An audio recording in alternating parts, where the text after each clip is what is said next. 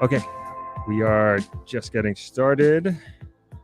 Had to push back 5 minutes because we had a little technical difficulty, which you're actually still trying to solve right now, which is the beach view. But we will get that up and running momentarily. We got somebody on it right now. But thank you for sticking around. Thank you for giving me that 5 minute leeway. And we are obviously inside today because of it's not it looks the weather's okay. It's a little breezy, but I woke up this morning and it was very cloudy, and I was like, man, maybe we just stick the live stream inside today. But the sun keeps going and coming, and there are like ominous clouds to the north. So I'm like, let me put me inside, and then we'll stick the camera outside. So hence the different setup. But nonetheless, we should have a beach view, and hopefully it doesn't rain. But if it does rain, all I got to do is get the camera that's out there and bring it in instead of like this whole podcasting setup that you kind of can't even see right now. But we're okay. We're good. We have a nice agenda today. Just talking about like what's happening in Jamaica, in Negril. There are a few articles and pieces that came out that I'd like to share with you all, kind of keep everybody up to date. And then there are also some general things happening in Jamaica as well that I think is relevant to this channel and to what we talk about, the upliftment and forward movement of Jamaica. Let's test the second camera. Let's see if it works. Boom. There we go. See, I told you we'd get it right. Got you. Good to go. Good to go. So let's put me up there, and then we'll switch to your beach view right there. Welcome, everybody. Okay, this is what we're used to. So a little bit of a different angle, but kind of the same thing for the most part, I'd say. And what else are we talking about today? There's some comments from so I released the interview that I did, or sit down I did with Matthew Wallace. He's the owner of Matthew's, a restaurant just up the block at Boardwalk Village, and he also is one of the partners in Scotch Boys, which is a pepper sauce company that is being distributed all around the world, and it's made from Scotch bonnet peppers grown right here in Jamaica. So great interview. If you haven't seen that yet, please check it out. Really good, great insight into entrepreneurship in Jamaica, entrepreneurship in Negril. We talk about different aspects of the potential that we always talk about on this channel, about of Negril, the opportunities that are here, and and kind of where his ideas came from, and what he also is thinking about investing in and going into at a later time. So really good interview. He's a young guy. I'm 38. I think Matthew's 34, so a little bit younger than me, and it's just kind of great to see that he has this vested interest in Negril, vested interest in Jamaica, and he has like just so much pride, but also sees how much opportunity and potential there is here in Negril.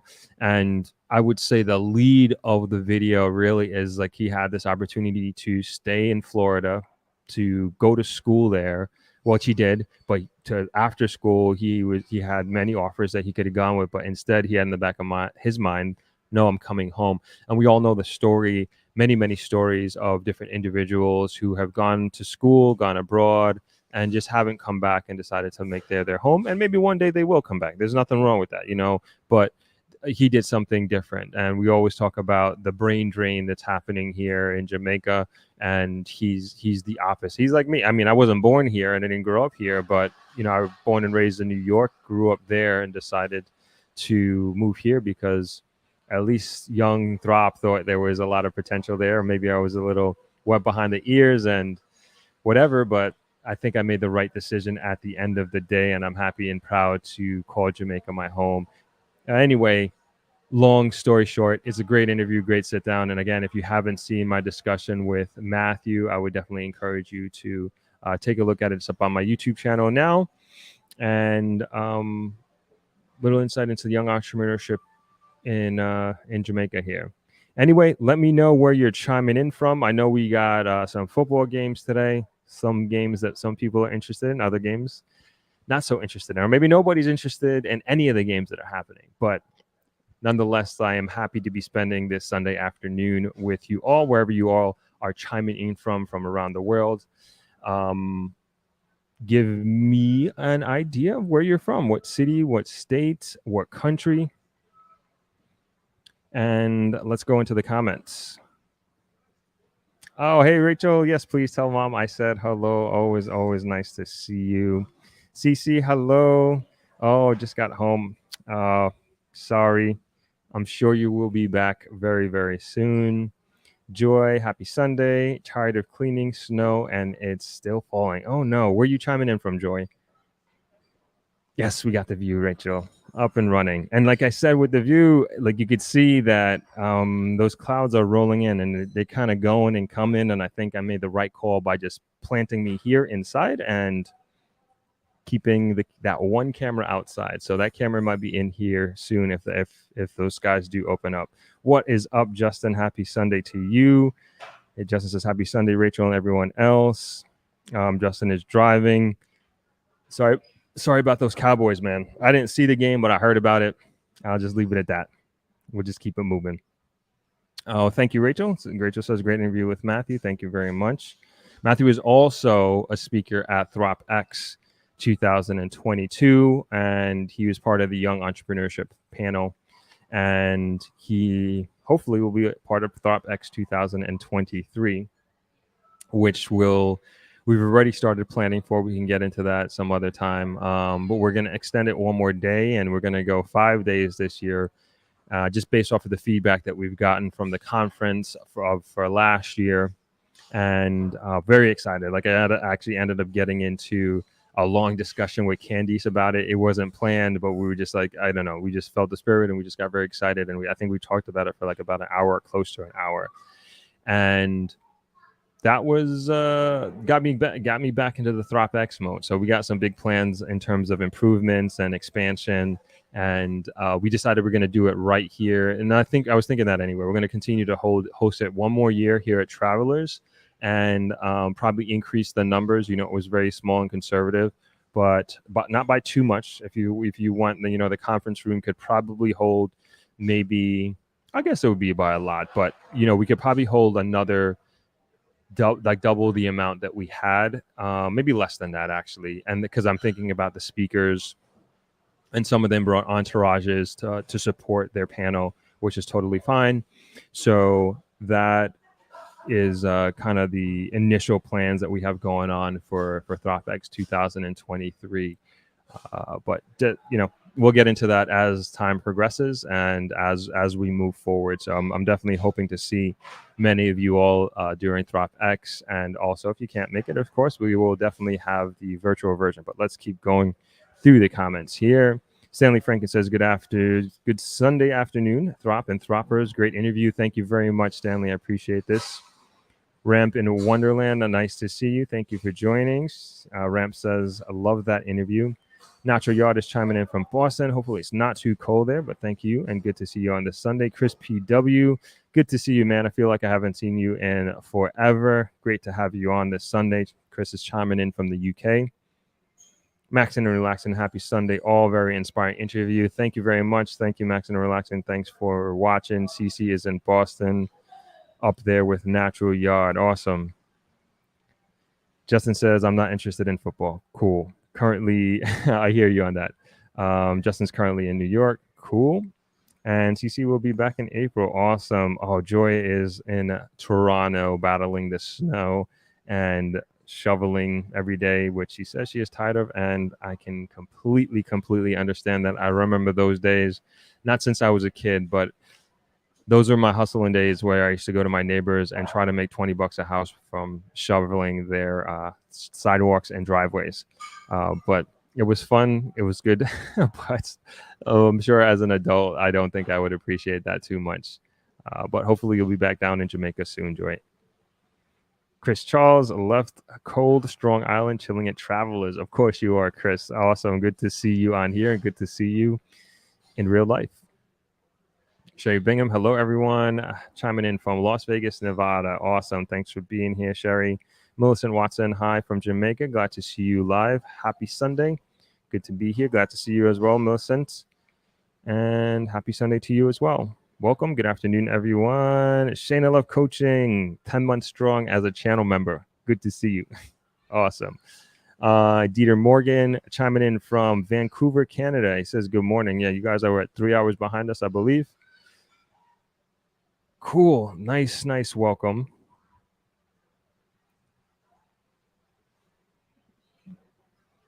Millicent Watson says, hope to meet you while I'm here. Yeah, that would be great. I'm here. I'm not going anywhere, so come on by.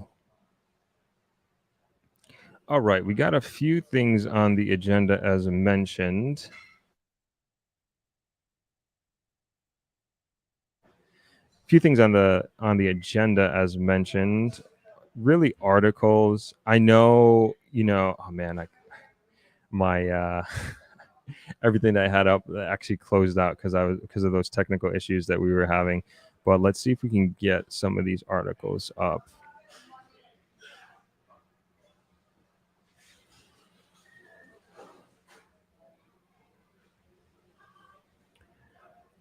And I know SSL continues to be like the main topic that everybody wants to talk about, which is completely understandable. And we will talk about it. And I will also say, like, I will mostly say, like, in what way you guys can let me know the questions that you are topics or how you want to talk about it.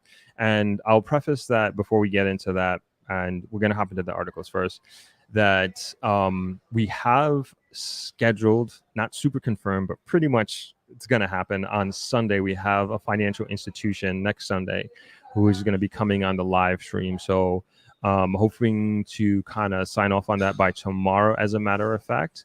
And we are excited to have them on board and to get an idea of really, I would say that the conversation is mainly based around security, and like in our preliminary discussions is just understanding mechanisms that that particular institution has in place to protect its clients and really the greater market. Because as I was stating last week with this whole case, and now I'm getting into it, which I didn't want to, but I was saying last week in relation to this case, that it's more of the response than anything else, and not only how the government responds, but also like how other financial institutions are treating this to really instill confidence. And that's what really investment is. This is like what type of, especially from what would I say, non-commercial, residential, individual investor, right? It's all about confidence and making sure that that is reinstilled in individuals, like not only people here locally, but even from like a global standpoint. You're also seeing a lot of YouTubers take this up, and like really big channels are really taking this on, who don't normally talk about Jamaica, and Jamaica is not their primary source, or I should say not source, but their primary topic of conversation. But because it's such a high profile situation, they're taking it on. And so now, like I would think, like people who are not necessarily interested in investing in Jamaica, or maybe investments period, but maybe they're interested in track and field or athletics or just pop culture. But now this is becoming like a pop culture topic, and Bolt's name is like in the news globally, and obviously it's directly affiliated with Jamaica, which is directly affiliated with our financial institutions and our economy. So we have this individual, and we have this company that's going to be coming on next Sunday, which I'm very excited to have on board and to talk to them about various different topics as it relates to investing in Jamaica. And then also you all who in the comments and the crowd will have an opportunity to ask questions, and we will field them to that financial institution.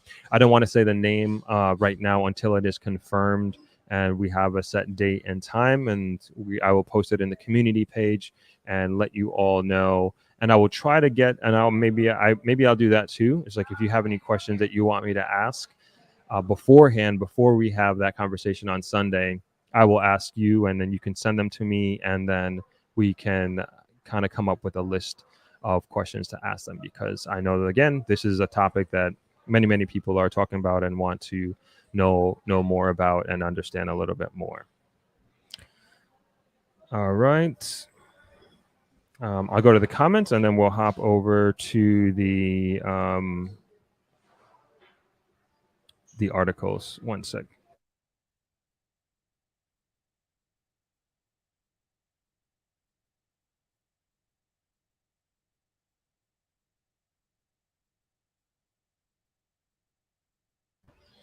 All right. Safi Anderson says, until Hussein gets back every dollar that was stolen from him, nobody should invest a dollar in Jamaica and taking their money out. Hussein represents all of us, and it could be any of us.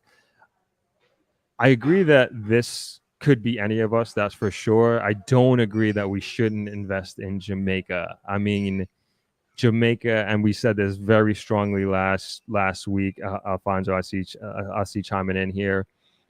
He's the one person who said it as well. Jamaica is still an incredible market to invest in, and we also got to think and put this in context. One, this is not the first time a situation like some type of financial fraud has happened in Jamaica. One, let's be clear about that. And two, this is not the first time that financial fraud has happened globally. And we got to think about even markets like the United States where this sort of thing does happen and is honestly more prominent, and it affects more people, and has hurt more people in the past and far greater sums of money. But again, what is important is how do the respective authorities and individuals, companies respond when these things happen? How do we make sure that this situation, which we still don't know exactly how his money had been stolen, how do you put measures in place to make sure that this never happens again? And then how are you going to hold these people accountable, which we have no idea what the punishment is going to be for this. And so that's why I say the response to this is so important. But I would say, put whatever measures that you think you need to put in place so you don't get screwed in any way. And sometimes you may not, I mean, you can only do so much, right? You can only do so much at the end of the day. But when you look at just the raw numbers and you look at where Jamaica is going, and you compare it to other markets that you can be investing in, irrespective of this unfortunate, really super unfortunate situation, Jamaica still remains an incredible market to invest in. I would say, obviously, from this situation, do it cautiously. If you are in the market, talk with your representative. Maybe you don't have a representative. Maybe you're investing directly into these companies and you don't have a broker or whatever it is. You can also do that as well, if you don't trust a person, so to speak, but are in a particular institution. But nonetheless, I would not say this is a reason to totally forget investing in Jamaica. I would say if you did that, that's your call at the end of the day, but it would also be at your detriment. I think at the end of the day, you'd be really missing out on some great opportunities, and that's just my personal opinion. Safi's second comment, it's not just the scam, it's the response, how it could go on so long. Why aren't the funds insured? Nigel Clark better find the money quick. The way I understand it is just it's this private, and also keep in mind, this not just Bolt. It's become heightened because it is him, right? And he is basically a living legend here in Jamaica, in the world, and this happened to him, and everybody's like, yeah, if this could happen to him, this could happen to me. And like you said, Safi, what is the response? We don't know what the response is going to be. To me, it's not what Nigel Clark is going to do and find the money. It's more so what is the justice system going to do? What is Nigel Clark going to do in terms of proposing financial legislation to protect against this? The money, I mean, I hope there's compensation for Bolt and all the other victims involved, but that there's unfortunately there's a bigger picture to this, and it's just we really have to focus on not allowing this to happen again. And I would hope there is going to be some sort of compensation for the thanks. I would hope there's going to be some sort of compensation for the victims, and whether the individual's assets are going to be seized, whether they're here or abroad, and then they're liquidated so they can repay their money. I have no idea. So all of that remains to be seen.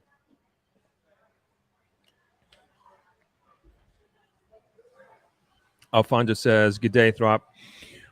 What do you think about the ship repair facility that just launched in Kingston Harbor? It will be able to lift the ships out of the water for repairs. I think this is a massive for the economy.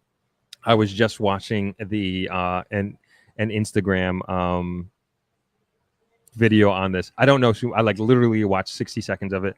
Um, sorry, I don't know. I don't know too much about it. But in general, broadly speaking, I think it's a great idea. I think it's a great asset to have here in Jamaica, and I'm sure this is not just for ships that are native to Jamaica. These are for ships in the Caribbean, and maybe this becomes a hub for that. I'm not sure if that's the direction that it's going in, but another great, and this is something in terms of being a piece of the puzzle that I want to talk about, and based on a comment that I got on the video that I did with Matthew. And again, to further bring context of what's happening in Jamaica, and to again push back on the comment that Safi said about not investing in Jamaica and boycotting investing in the financial institutions. And I'm just like, I wouldn't do that now, not at this point. If it was a situation where we felt the government and the parties involved and the authorities weren't doing anything and weren't moving on this, like, yes, let's boycott it because we want change and we want things to happen. We never want this to happen again. But there are things moving, and we're seeing that. And like on the criminal side, and then also things continue to move on the economic side as well, which we'll get into a little bit later. Ebony X says, good afternoon, Throp and chat. I hope all is well. I saw the interview with Matthew. Very informative. Thank you. By the way, does he have any seasonings without pepper? I am unsure of that. At this time. I would say check the website, scotchboys.com, and see what they have available. Rachel says, Safi, aren't the funds uninsured? How much is really insured? Yeah, as far as I know, at least in the States, like putting anything in the bank, you could get it insured up to 100,000 US, which I know is nothing in terms of investing $12 million, but I'm not sure. And Chris PW is right. Safi saying, from what I understand, Hussein is not alone in the scandal. Yes, there are a number of people who were victims of this, unfortunately. Donna Bryce, good to see you. Happy Sunday from snowy Ottawa. Dieter Morgan says fraud is everywhere. That's right. Rachel says fraud is everywhere. Yes, but what happens when it does? What are the repercussions? That is the question here. That is more than anything else. I think where the focus needs to lie.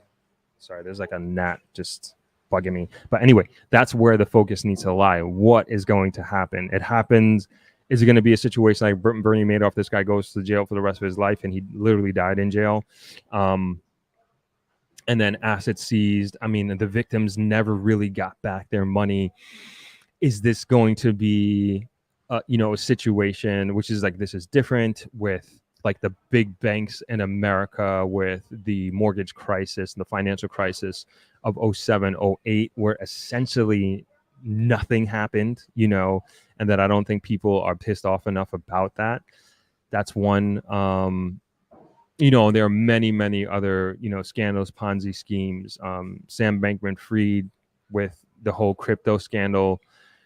He's in jail. What kind of time is this guy going to do? And he defrauded, in the billions of US dollars, So what's going to happen to him? Again, what measures are going to be put in place to make sure that other people can't do what he did again and again? Like you're saying, Rachel, I agree. What is going to happen? How are these people going to be held accountable? What is going to happen with the victims? Dieter Morgan says the real question is how the Jamaican banks resolve this. This is a financial institution, right? And I don't know if they have I don't know too much about SSL, to be honest, and their services. I'm not sure if they are a traditional bank where you can just go in there and deposit money and get a checking account. I'm not sure. But nonetheless, I think like all financial institutions, banks including, traditional banks included, they gotta be on their P's and Q's. Even Burita sent out, which was one of our speakers on at ThriveX, they sent out an email last week, kind of reassuring, I should say, reassuring the public and its clients of their practices. Let me see if I could bring it up.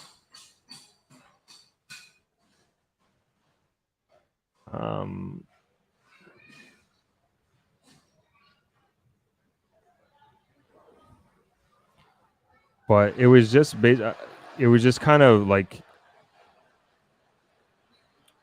and I'm sure, again, I think I'm just thinking, if I was the president or CEO of a Jamaican financial institution, this is exactly what I would be doing. It's just like reassuring, showing that this can't happen if you invest with us. We've had these practices, whatever they are, in place for years, and nothing of this. And most of these institutions, obviously, I would assume for legal and liable reasons, are not bringing up the name SSL. I could say SSL as much as I want.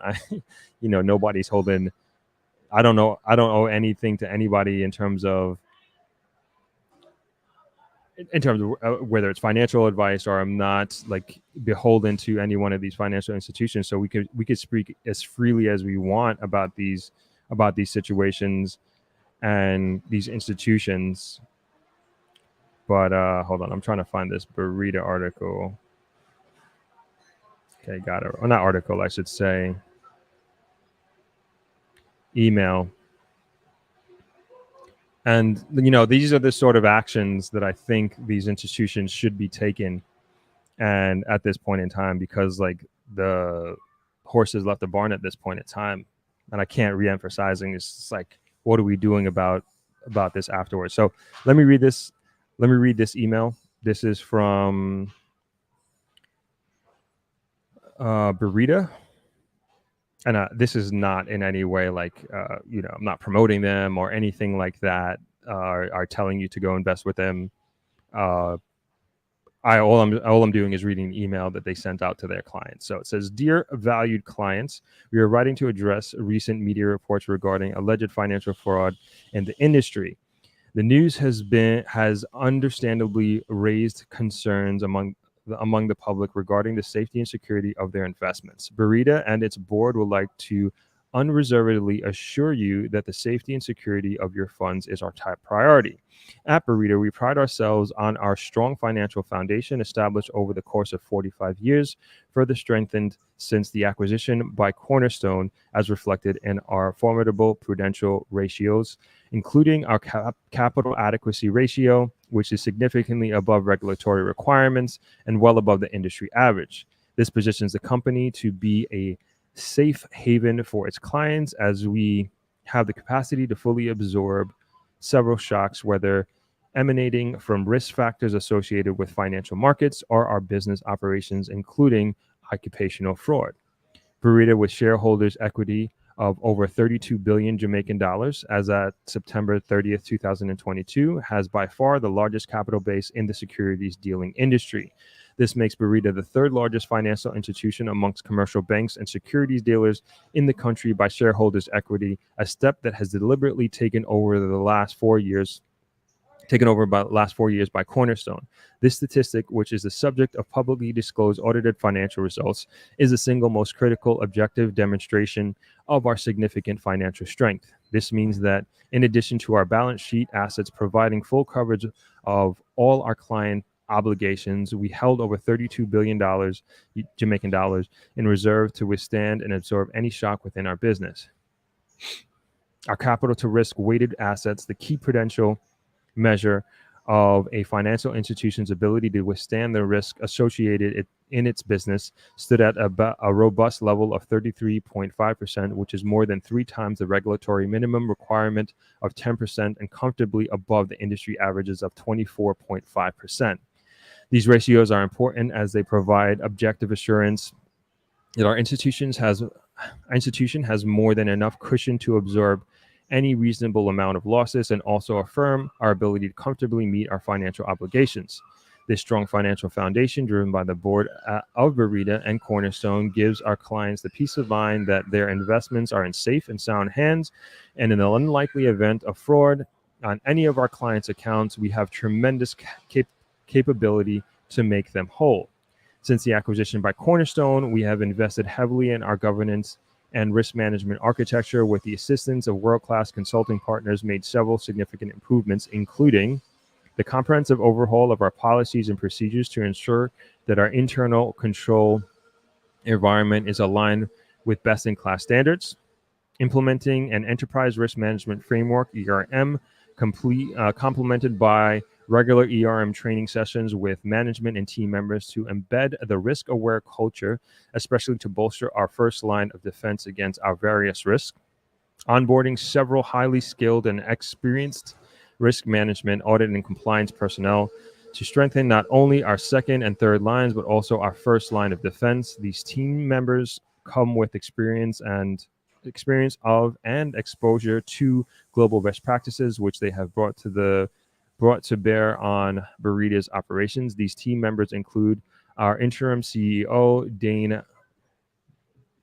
Brodber, CFA, CAIA, FRM, MBA, who formerly led market risk management for the English Caribbean at Scotiabank. 2, our Deputy CEO, Raymond Small Ferguson, CFA, CAIA, FRM. These are all their credentials, by the way, who currently chairs the risk committee of the Jamaican Securities Dealers Association, JSDA. 3, our Senior Vice President, Risk Management, Jeffrey Romans, ASA, MBA, CBCA, who also formerly led market risk management for the English Caribbean at Scotiabank. 4, the Head of Compliance Unit, Lerone Palmer, MSc, who has over 10 years of experience as a compliance professional, including most recently at Scotiabank.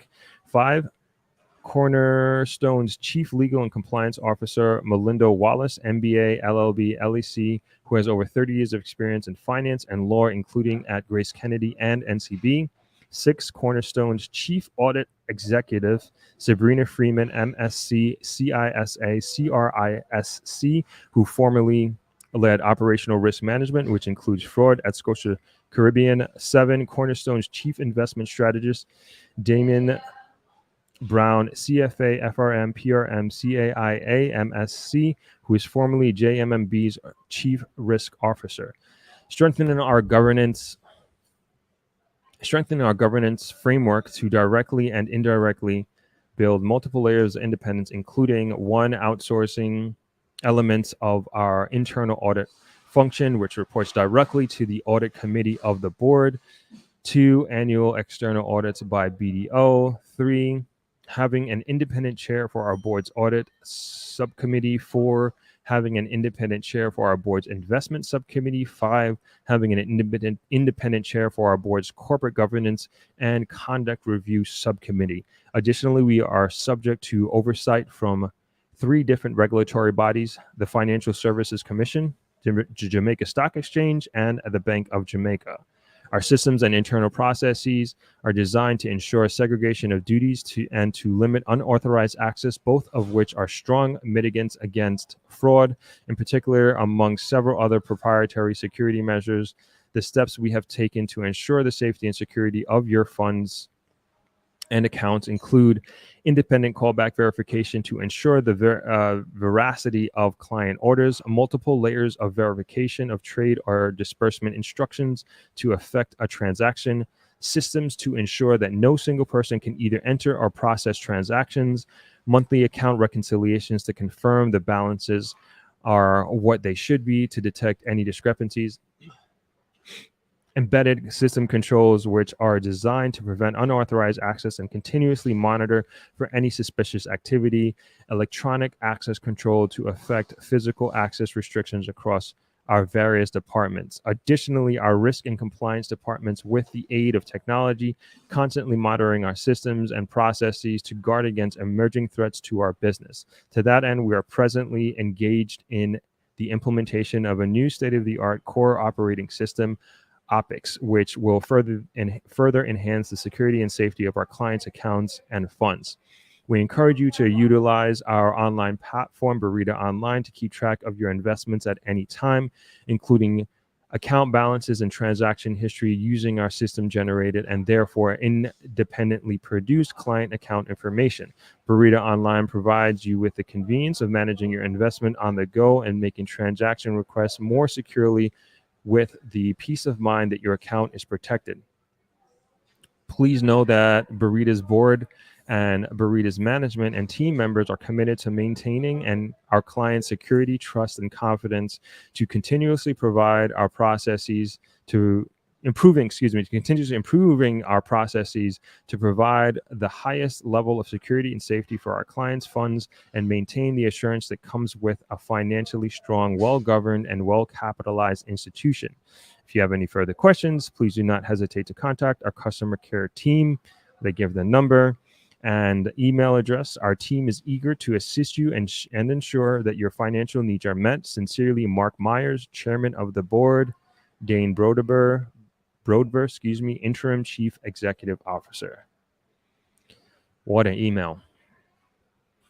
And I mean, obviously extremely extensive in extensive email, but I mean, this is what you do. I mean, this is what you do in a situation like this where the entire system, financial system, is being questioned. And and I do not fault Safi at all for her thoughts and wanting to say, pull out, don't have your money in Jamaican institutions because of the headlines. But again, there are great financial institutions in Jamaica. And to me, for a company like this to like really take the bulls by the horn, break it down, and when they're even talking about the ratios they have in place and the transparency that they have in place, the checks and balances of not one individual having the ability to do a transactions, and then the double checking and the monthly reconciliations on the funds, and then also having the cushion that in place that if not only from market risk associated with market risks to be able to weather the storm, but in, like they said, in the rare and unlikely case of a fraud that happens, they also have cushions in place to make it sound. And so I don't know what the financial strength of SSL is. And it may be the case that they're going to shut down and that they have no funds and that they don't have $12 million to give back to Bolt. But if you look at the ratios, as I understand it, at least according to the email that Burrito sent out here, they are well above industry standards. And I don't know, and I'm taking their word for it. I'm not familiar with these with the industry standards and what those numbers are, but I'm going to assume that these numbers are correct. And if you're a technical investor, like this is the kind of thing that really drives your investment risk, or at least your investment appetite, I would say. And when you look at these type of ratios, these are kind of things that kind of should make you feel comfortable, right? So I applaud them for doing something like this. And again, I have no dog in this fight, so to speak. Burrito is not paying me to do this or anything like this, but it's just something objectively to bring to the table of a financial institution here in Jamaica really kind of getting out in front of this. And there probably could be maybe other financial institutions who have done something similar to this and are sending out emails to their clients such as this, and they can proudly talk about their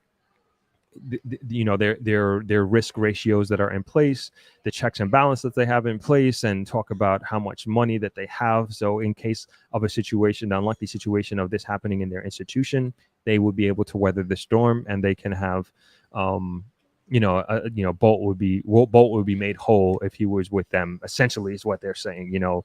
And then I would hope again the authorities would take legal action of all those involved. Let's hop over to the comments here.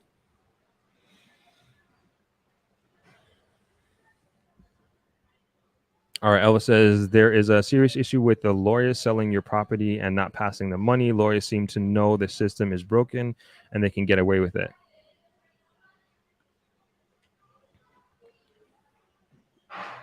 I don't know the context of that comment, but what I will say is that going back to ThriveX and also the interview that I did with Dawn Gray, who is a very prominent real. She's an attorney. She can do many things, but very heavily into real estate law. And even the realtors that I have brought on the show, they don't overemphasize the importance of getting a good lawyer. Like, don't skimp on this and get a lawyer. Don't try to do this on your own if you are buying property. This is the one of the main things that everybody keeps telling me. Every expert, lawyer, realtor, you need a lawyer. You need representation. You need a good one, and getting a lawyer based on recommendation, I think, is also very important, very, very important in this market. And I have heard of fraud cases with real estate in the past, unfortunately. All right, let's keep it moving here. Alfonso says, I think this institution will strengthen the financial system to another level. I think this situation will strengthen the financial system to another level because the magnitude of the attention it's getting international. Yeah, I totally agree. This is going to change the market completely. It's going to change, I won't say everything, but it's going to change things. There's no doubt. Like, things are not going to be the same, and there are going to be new laws, new regulatory requirements. As Burrito was saying in their email, that they I'll read it right here. The slash system. I'll read this one paragraph. It says Burrito with shareholders equity of over 32 billion Jamaican dollars as of September 30th, 2022, has by far the largest capital base in the securities dealing industry. This makes Burrito the third largest financial institution amongst commercial banks and securities dealers in the country by shareholders' equity, a step that was deliberately taken over the last 4 years by Cornerstone. The statistic, which is the subject of publicly disclosed audited financial results, is the single most critical objective demonstration of our significant financial strength. And I think that's the most important part. It's one of the most important parts, is that this is they're saying and disclosing these numbers that are public because a public audit was done. So unless you just don't trust these public numbers, but I would say most people reading this know that they can trust these numbers and they can trust this audit, right? And so this means that in addition to our balance sheet assets, providing full coverage of all our client obligations, we held over 32 billion Jamaican dollars in reserve to withstand and absorb any shocks within our business. Our capital to risk weighted assets, the key prudential measure of a financial institution's ability to withstand the risk associated with its business, stood at a robust level of 33.5%, which is more than 3 times the regulatory minimum requirement of 10% and comfortably above the industry's average of 24.5%. Like, those are, from, like, as a finance guy myself, like, those are the kind of numbers that I want to hear. It's great that the industry standard is 10%. It's great that the industry average is 24.5%.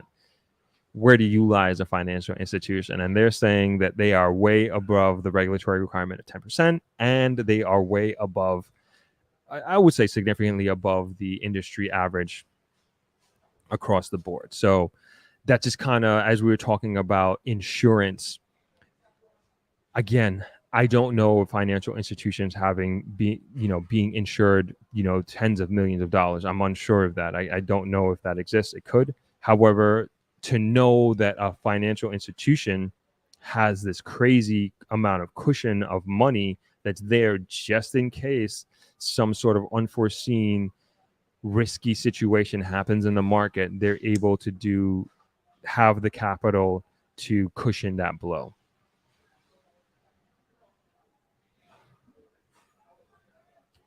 Chris PW says, earlier this week, Jamaican Finance Minister Nigel Clark announced that the director of the Financial Service Commission was stepping down.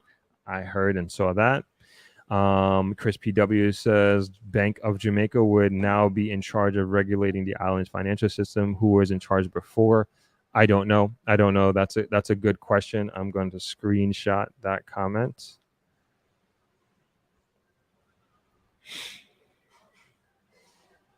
So, I don't know why the exact reason that the Director of Financial Services Commission was stepping down.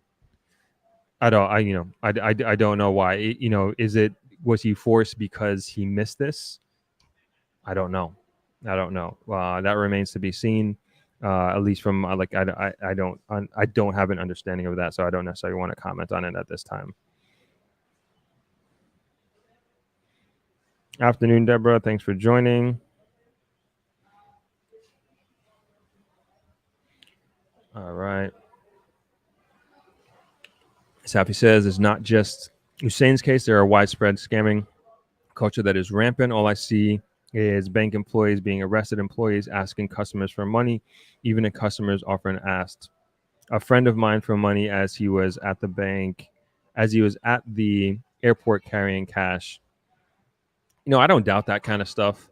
But again, it's like, what are these institutions doing about things of this nature? I remember, I won't say what bank it was, but this was like, man, this was kind of when I first moved here, like I think like 15 years ago. And I was making some check deposits in the bank. This is when I used to do the banking.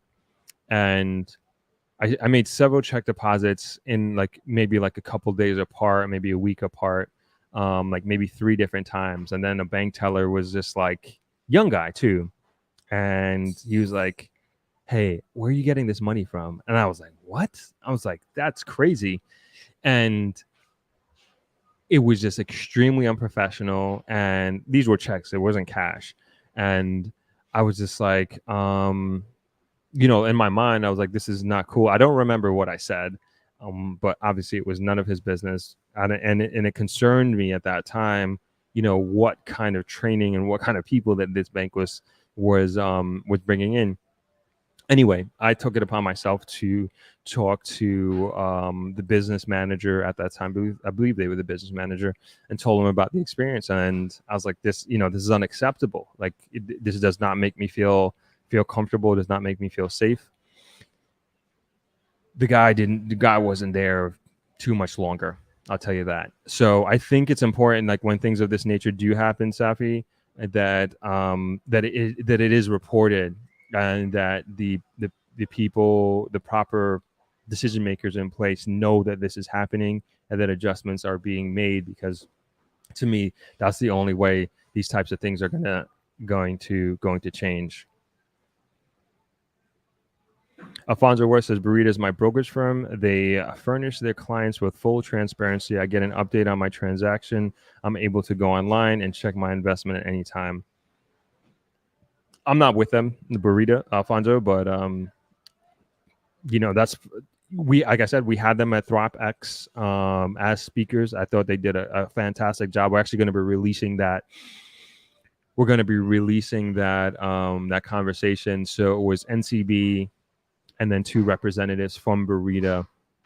And man, maybe we should release it this week. I don't know if Candice or Danielle are on this, but we have a content schedule that we've already laid out. But I think it might be more prominent and important to release that this week instead of the other video that we said we were going to release.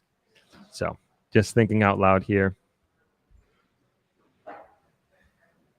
Chris asked, Alfonso Worth, so what did SSL have in place? That's what I want to know too. And Alfonso says they had something similar, but clients, this is getting real hot. They had something similar. Alfonso Worth says at Chris Pito, they had something similar, but clients were taking statements from their financial advisor without doing proper checks. The figures on the system can't be duplicated. Yeah. I'd also want to know what is or was SSL's ratio, like these ratios, these risk ratios that Burrito is talking about in this email. And they say the regulatory requirement is 10%, and Burrito has 33.5%. I want to know what SSL's risk ratio is, and also what's their capital under management, right? So that'll also give us an idea of how financially sound they are in terms of, being held like they're going to be held accountable for this for sure. But in terms of can they give these clients their money back as an institution? And if anybody's heard anything in the news about that, how financially solvent that SSL is, I'd love to know. Oh, Candice is here. Awesome. Hi, Candice.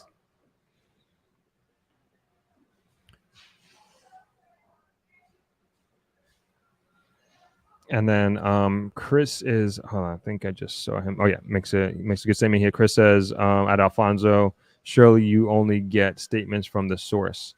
Right. So I think it's two things, right? So you get these statements from even my investments. Like every quarter I'll get a statement on how my account is doing or whatever.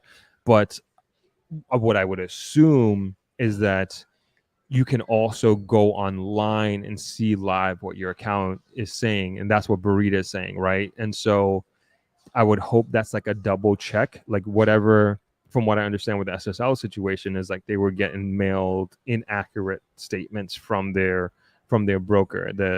And I would assume that they couldn't have done both, right? If you had online access and you looked at your online statement and you looked at your online account, like it has to match up with your statements that you're receiving on paper.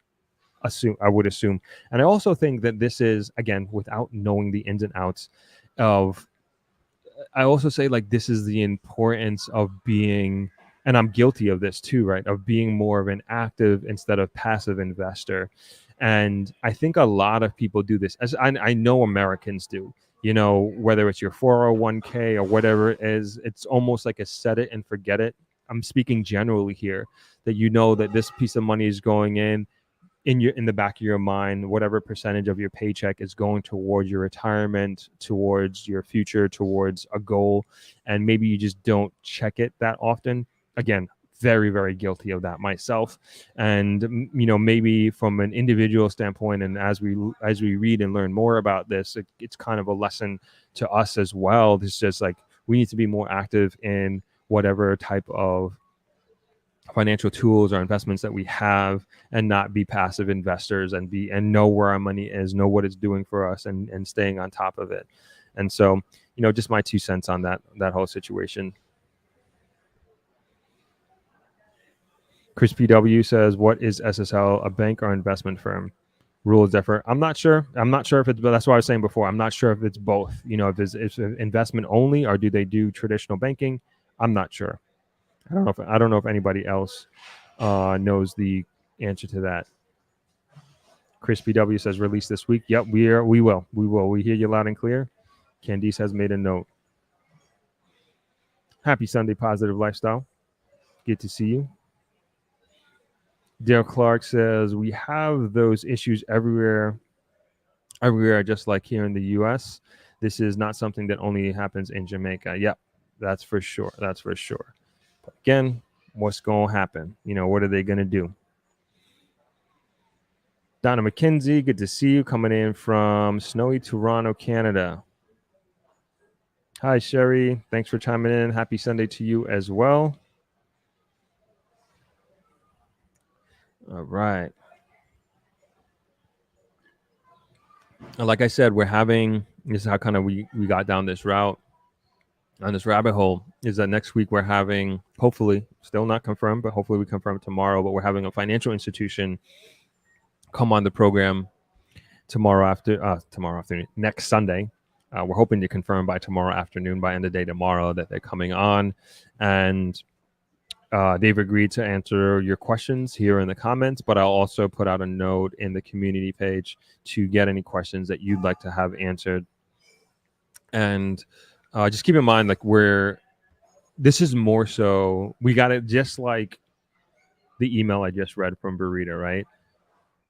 Her email was not you never saw SSL once in the email, but we understand that something is happening in the financial industry in Jamaica, and they're addressing it within the context of their company. And that's what these companies should and Burrito being a good example of that, are focused on. They're focused on them. They're focused on what they're doing, what they're providing, what rules, regulations that they have had in place, and how they are continuing to further adapt with the times and further ensure and lift up the confidence that individuals have in the market in general, but also in particular with Burrito Investments and this financial company that I have coming on next weekend. That's the same thing. You know, they're going to be focused on what they're doing. And that's the context in which I would like questions to be asked, is the concerns of the industry, concerns of, in particular, what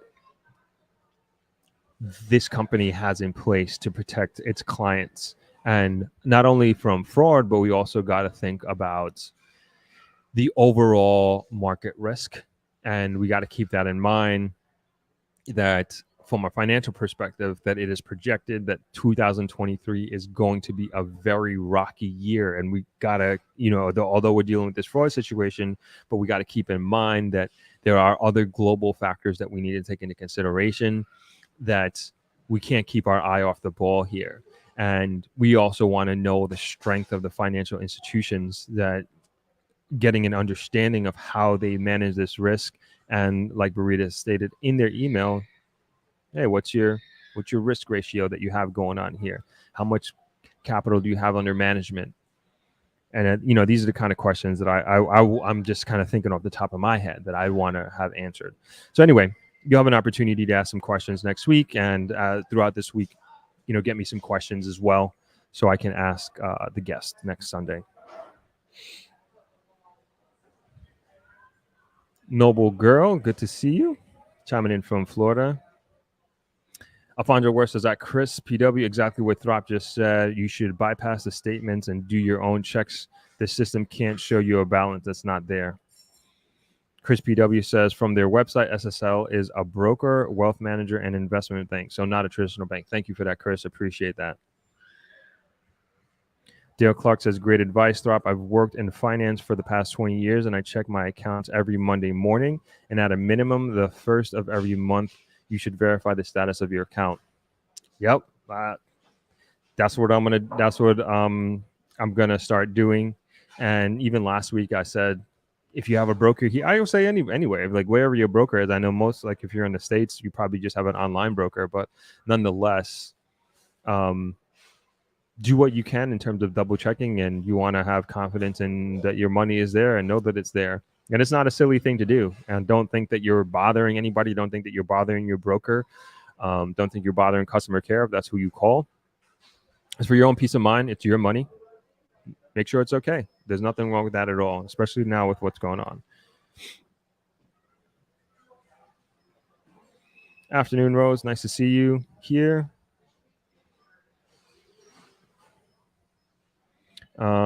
Chris PW says, at Dale Clark, what surprises me is SSL has been in business for over 45 years. Interesting. Yeah. Might have to go back a long time to see what's really going on, but they are doing their investigations. Lisa Marie, good afternoon, Throp family, chiming in from Connecticut. Good to see you. Okay, cool. We got some articles that we're supposed to go into. If you guys want to keep talking about SSL questions, we can do that. But I do want to get into some things that are happening that I want to bring to the forum and get some, I would say, positive things, generally speaking.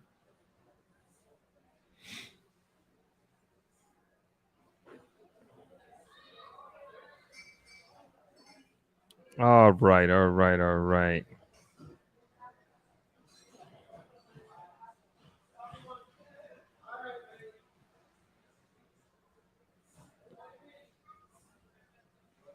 Deborah Cohen says, I get texts if there is irregularities. And I'll also say with that, go back to Burrito's, hate to keep belaboring the point, but Burrito's email is that like what I'm gathering is like the systems that they have in place, there are just so many. This is like, there's like too many there's so much separation of church and state. And then there are like so many checks and balances balances in place. And again, that's not to say that, okay, I can sit back and not have to worry. This email tells me everything. No, like still do what Dale Clark is saying by checking the status of your account. And then also what I'm reading here with Noble Girls, she says, I've been checking my accounts twice a week online with all 4 brokerage houses as well as a bank accounts. Yes, do that. Remember a couple of, well, we talked about this last week. I don't know what came of it, but remember like Bank of America, they were, this was like 2 weeks ago, I think. People were just straight up missing money from their accounts. Like, it's crazy. Like, this is Bank of America. Again, I don't know what happened with it. I don't know where it came from, but it just goes to show you, like, it happens there too. This is a humongous global banking institution, and the accusations that people's money is just simply missing from their account is like, wow, crazy to me. So it just kind of goes to show you that nobody is immune to this. No institution is immune to this, and just do your own checks so you can sleep comfortably at night, right? All right, let's move on to some positive news. Again, if you have some questions that you, not questions, but yeah, if you have any questions or comments on the SSL and the Financial Institution of Jamaica, please let me know. Throw it in the comments. We can always come back. Did I get everything? I feel like I'm still missing one article. Okay, I got it.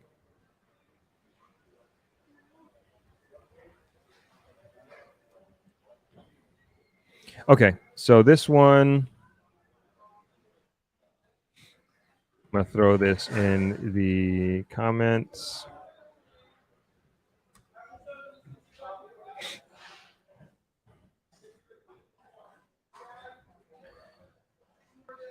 This is an article. This is talking about the grand opening of Hilo here in Negril, the newest Hilo in Jamaica. And the grand opening was before. I was here, but I missed it. I couldn't make it, unfortunately. Sorry, I'm just getting this live stream out. All right, let's read through the article. Hilo makes $400 million investment in new Negril store. Let's, I can bring that up quickly. Unless you guys just want to see the beach there, which I understand. Oh, there, you get a little beach. There we go. Best I can do. Okay, read through it quickly. Hilo makes $400 million investment in new Negril store. This is on Loop News, came out January 24th, 2023. So this was actually, Hilo's been open for a while now. I think I talked about it extensively, I think, before. Definitely before I left for Africa, it was open. Anyway, the picture there is Frank James, CEO of Grace Kennedy Foods Domestic, Don Webby, Group CEO, Grace Kennedy, and Catherine Kennedy, General Manager of Hilo Food Stores, cut the ribbon at the official grand opening of the new Hilo in Negril on Norman Manley Boulevard. Hilo Food Stores has officially opened its new state-of-the-art supermarket at the Boardwalk Village on Norman Manley Boulevard. The newest Hilo store replaces the market chain's previous location on Negril's West End and represents a $400 million investment in the town.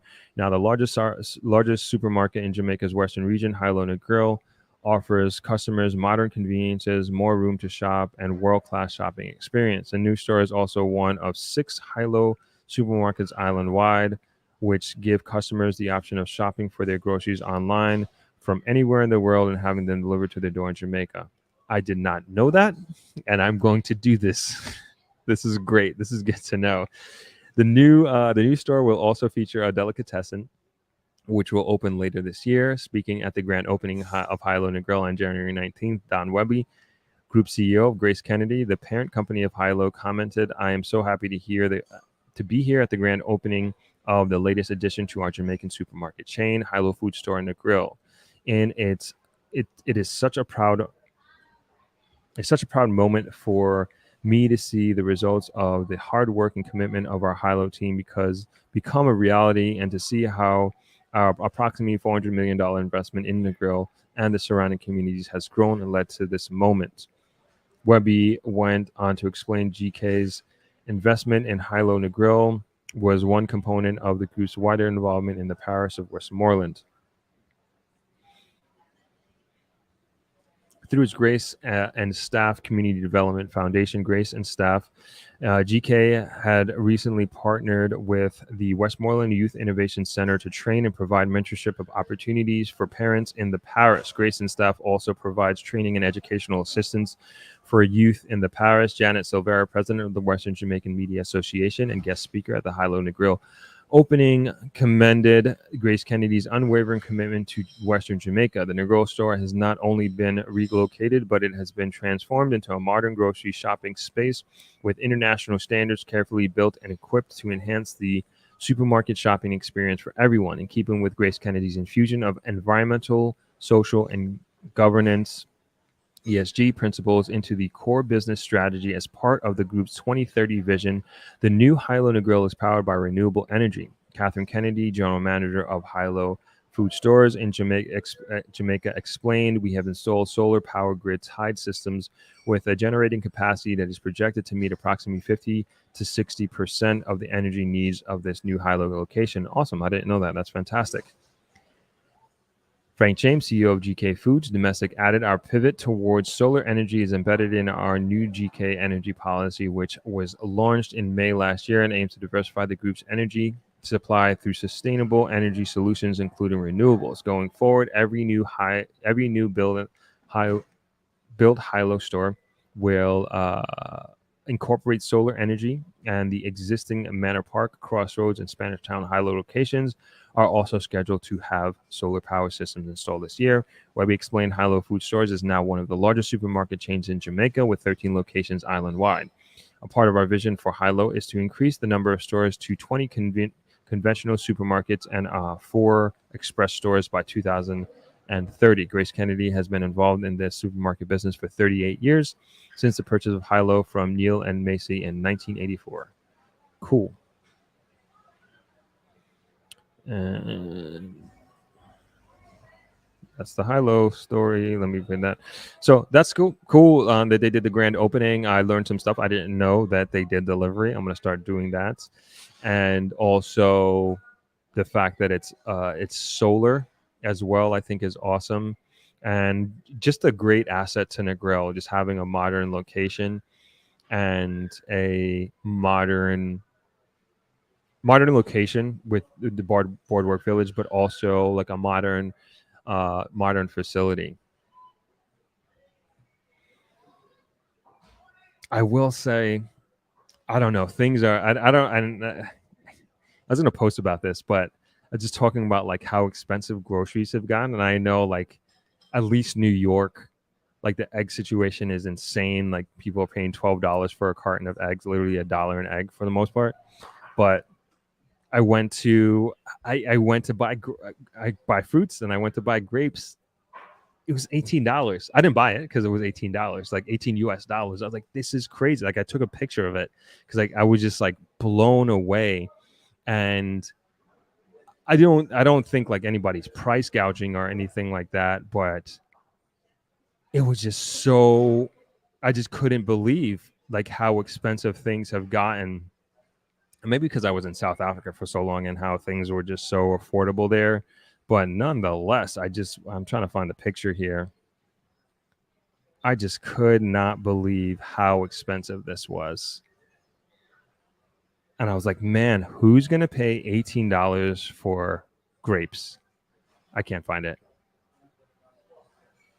Do one more quick scan here.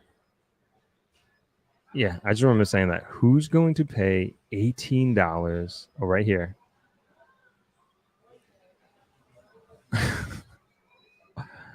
I don't know if you can see. I doubt you can see this, but it's $2,810.72 for 0.880 kg of green grapes. insane. I just insane. I just mind blowing. Maybe I just haven't been keeping up with the price of grapes, and this is the normal market price. But man, not me, not now. Anyway, great to have Hilo. Great to have the newest Hilo location and the new supermarket in Negril. I keep saying and talking about, and maybe this is a good time to bring up that comment that I wanted to talk about. Let me see if I could find it from my video here, the interview that I did with Matthew. One sec. Just looking for a particular comment.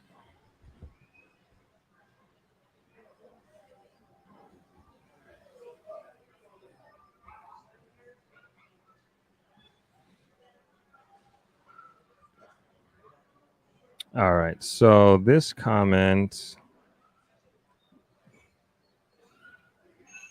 to me like really speaks to just like a lot of like what we've been talking about, and this person kind of summed it up very succinctly, or at least their thoughts on it. Let's see, desktop. There we go.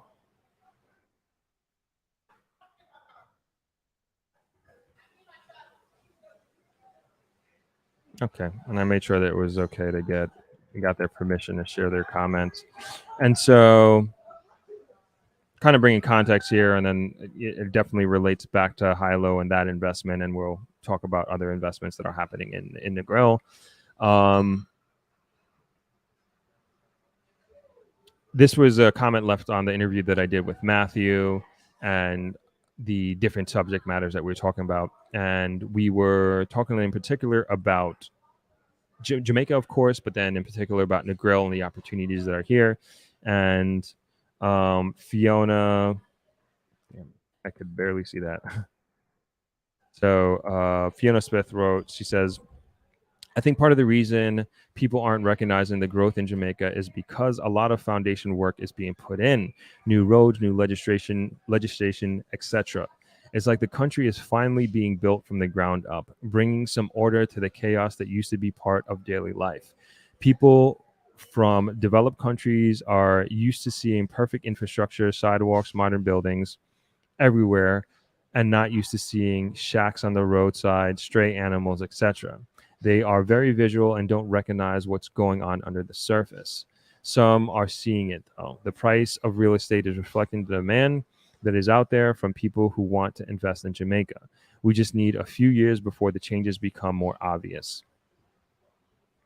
And I thought she said, I thought it like that is just like so relevant to what I would say is it's like even been happening under my nose in Negril, and kind of getting and kind of sometimes hard just kind of being in the thick of the forest and not being able to see the whole woods for what it is. And maybe I've been kind of too close to it, but this is just such a true statement in terms of what is happening and what's going on. It's just like all these foundational investments are happening, and as like even as simple as a grocery store coming, like a new modern grocery store. And I, the next article we have is the grand opening of Omega Hospital, and it's just like these are like clear and present real world examples of what's happening. And people saw this long before, the people who saw this started this hospital, the people who Grace Kennedy Group, they decided to invest $400 million into this store. Like, they're not doing this to lose money. They're not doing this to take it because they're nice people or they're a nice group of people. They're doing this to make money. They're doing this because they see something, they see and understand the potential that this town has. And they see and continue to believe in the potential of Jamaica. Because a company like Grace Kennedy, they don't have to invest in Jamaica. That's for, like, they are a Jamaican company, but they don't have to invest here. And they are about their money for sure. But there's something that they see here.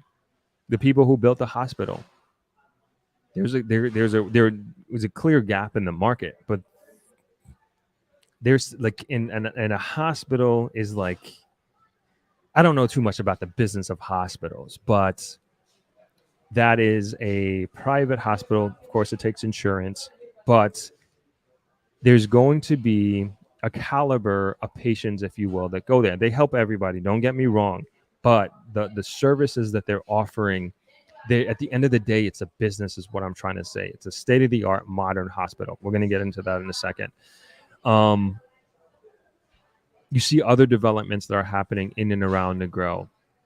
These are plans that people have understood and been planning for quite some time. And all I'm saying here is that things are moving forward, and people, individual, and then also institutions are really starting to understand this. And according to Fiona's comment here, is this, it may take a little bit longer for like the general public to see what's going on. And what I'm doing here essentially is encouraging you, and this is from my personal belief, this is also from my personal experience, is like,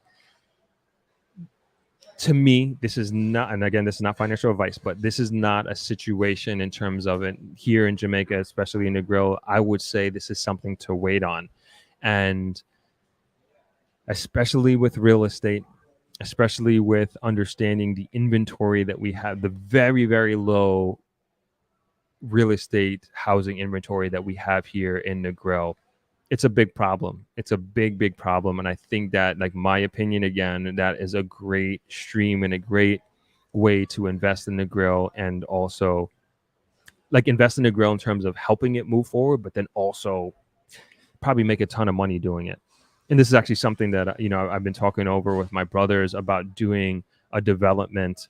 And I think I honestly think this is something that I want to start this year. Like, no joke, because it is so, what would I say? Like the demand is crazy, and there is just no inventory here. You know, even I was speaking to a bunch of landowners, apartment owners, all around, and they were just kind of telling me what they're seeing and what they're feeling like now in 2023. And they're also very, very surprised at how extremely high the demand is right now. And I think there is a big market for small housing developments here. And when I say small housing developments, it could be 10. You're going to sell them out because there's nothing else. Obviously, location is important. I think it should be in the. Actually, I wouldn't even say it has to be in Negril. Look at what's the name of it? West Isle, which we visited during ThriveX. If they aren't sold out already, I'm sure they're probably close to it at this point in time. So this is about 15, 20 minutes away from Negril, going towards Sav before you get to Little London. It's not Negril, but again, we understand what the housing situation is in Negril. And if you're 15 minutes from the beach, why not? And I think about if you did a development here in Negril, which could be on the west end, on the beach is probably going to be very difficult because there's not a lot of properties on, like, literally on the beach, but maybe across the road there's an opportunity, you know, that you can do. So I'm just kind of encouraging people to, I wouldn't even say think out the box at this point, because it's just so in your face. And didn't mean to go on that rant, but that's kind of how I'm feeling about that right now. Let's get into the comments.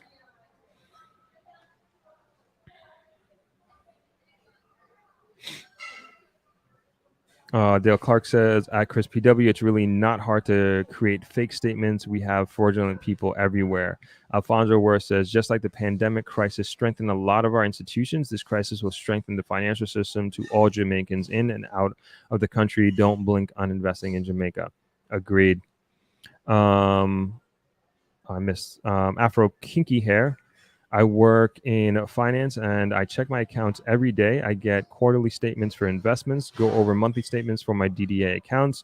Be your own advocate when it comes to your money. I agree.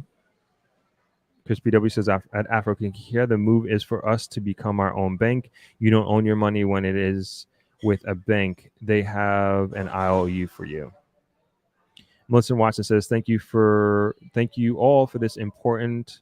I learned a lot today, Throb. You're doing a good job. Thank you very much. Thank you, Millicent. Donna Bryce says, any plans to renovate the roof space at Travelers? It would be great for dining. Yes. So that is pretty much great point idea, Donna. That is the, what do I say? That's the last part of our renovation cycle that we're going through right now. So basically we have plans for more or less every corner of the property on the ground floor and in our rooms and everything like that. But the last space that we're going to be addressing, which won't be until next year, is going to be that roof space. And we recognize and realize how valuable that space is, and we will absolutely be using it. Thank you for that insight. Elka, happy Sunday, Thrup. Enjoyed your interview with Matthew Wallace. Very inspiring. When I was in Negril, I visited the Boardwalk Village, but didn't make it to the restaurant, his restaurant, Matthew's, but we'll visit next time. Awesome, awesome. Happy to hear. And thank you for watching the interview. Appreciate that. Donna Bryce says, went to that high-low last November. Soft opening at the time was nice. Loved your interview with Matthew Wallace. We'll check out the restaurant and Scotch Boys product next trip. Awesome. Thank you for watching, Donna. And thank you for supporting. Afro Kinky here says at Chris PW, I agree, but until then, we have to be aware of the pitfalls and utilize the knowledge to protect and grow our money. Chris Charles says Hilo also has 3 electric car charger stations. Yes, that's at Boardwalk Village. They have that there. Well, which is obviously where Hilo is located. Rose, go ahead and say it. Yes, it's pricey. Very pricey. Grapes are $6 average per bag, and Pubix 18 is crazy. Yeah. And I'm gonna send this to my phone so you all don't think I'm crazy or I'm making this up.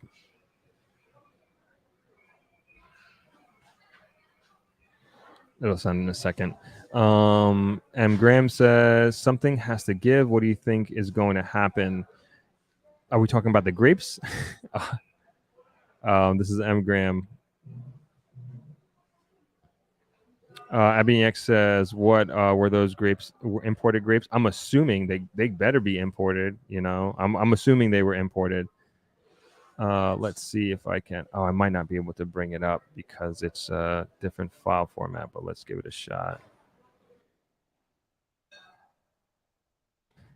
Oh, okay. This is what we'll do. We're gonna outsmart the computer here."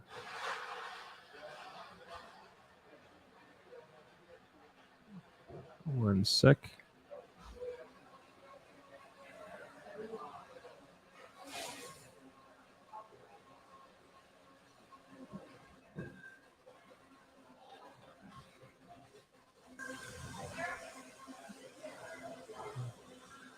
Yeah, I'm not exactly sure why it's so expensive, but this is it. 2,800 Jamaican dollars, and let's do a conversion rate of 148.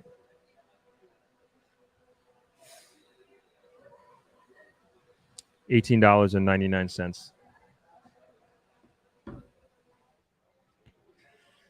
Oh no, that's crazy. And I think this is the context that I forget who asked it. Sorry. M. Graham says, "What do you think is going to happen?" I don't know. Like something got to give. Like this is super wild. Like I don't know who bought this. I want to see who bought this, or did they just throw this out? I want to see who bought these grapes for $18, $19. And why are grapes so important that you had to pay that much money? And I'm not trying to convince them, not to pay for it or anything like that. I'm just like, it just blows my mind. Just blows my mind. And it seems like things are going to continue to go up. And I'm not fear mongering or anything like that, but I never would have thought that grapes would be $18, $19. Anyway, you've seen it for yourself. I'm not making this up. Take that down. Get back to the beach there. Donna Bryce says, Cossack Ottawa, $9.99 Canadian for 3 pounds of grapes. I don't know. Maybe that's the normal price. That's what's happening here. Miss Cole says, "Hey y'all, good to see you, Miss Cole." Oswald Simpson says, "Happy Sunday afternoon to you all. Happy Sunday to you." Amu says, "Good afternoon. Good to see you, Amu. Nice having you here." Mosaic Travel and Tour says, "Greetings, everyone. Chiming in from the ATL. Good to see you." Alfonso Worth says, "We're witnessing a renaissance in Jamaica and a real time all over the island. Development is happening." That is a great way to put it, Alfonso. It is a renaissance. Like even on the beach, I ran into my neighbor on my run this morning, and we were just chatting it up for a little bit, and we were just talking about just the elevation and in pricing and the market value for real estate, how it's just like exploded even in the last 12 months. Like he just can't believe it himself. And then we're just talking about like different properties on the beach, specifically commercial properties and what's happening. And I'm like, man, this is really going to turn into like one of those. And I'm trying to like see where the puck is going before it gets there, right? Wayne Gretzky quote. And it's like, man, I think I think this is going to turn into like Jamaica's already expensive, $19 grapes, right? But it's almost as if like I could see Negril becoming like the Cayman, like Grand Cayman. I've been there twice, but I went as an adult with my cousin a few years back. I told the story of like we were trying to be travel influencers, and that was like our trip. It obviously didn't work out. I'm not a travel influencer. This is back in 2017. But like I remember being on that beach, and they have a 7 Mile beach there as well. I'm like, man, like it's just like expensive property after expensive property. I also remember thinking that they had, I believe at the time, 2 Michelin star restaurants on the island. Jamaica has zero Michelin star. We don't have any of that here. I'm like, man, how is that even possible?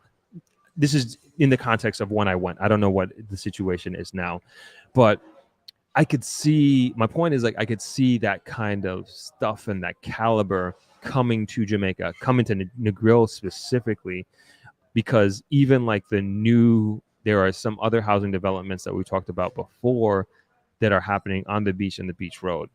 These are luxury developments. That are coming. There's like nobody is building new construction 2 or 3 star hotels. It's just not happening.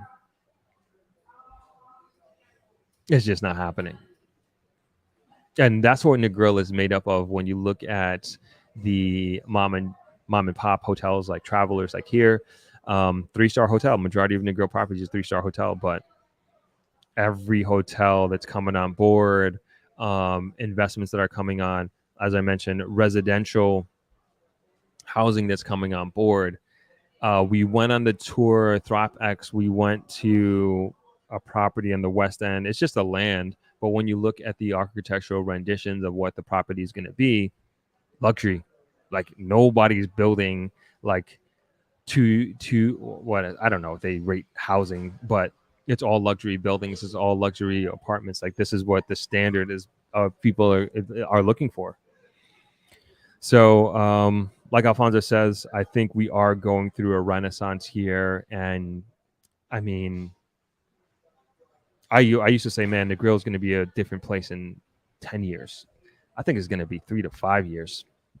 Very different place. It's happening faster and quicker than I thought.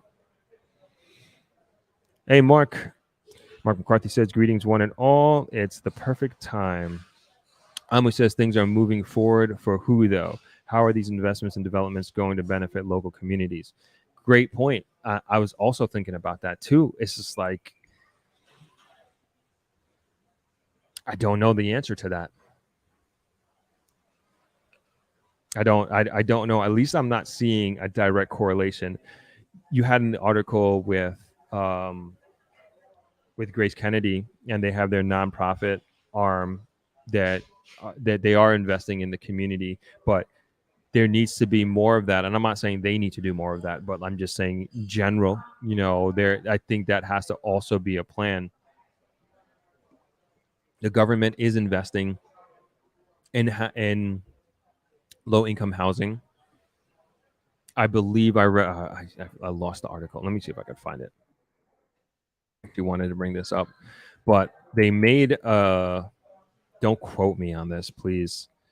I'm just kind of going off of memory here, but I believe they made a deal. Let's see if I can find it. Nope, can't find it. They made a deal with, I believe it's a hotel group that's investing in Jamaica to build like 2,000 units for 2,000 affordable housing units. Let me see if I could Google it real quick and bring it up. I hate to talk not from a point of facts. Let's see.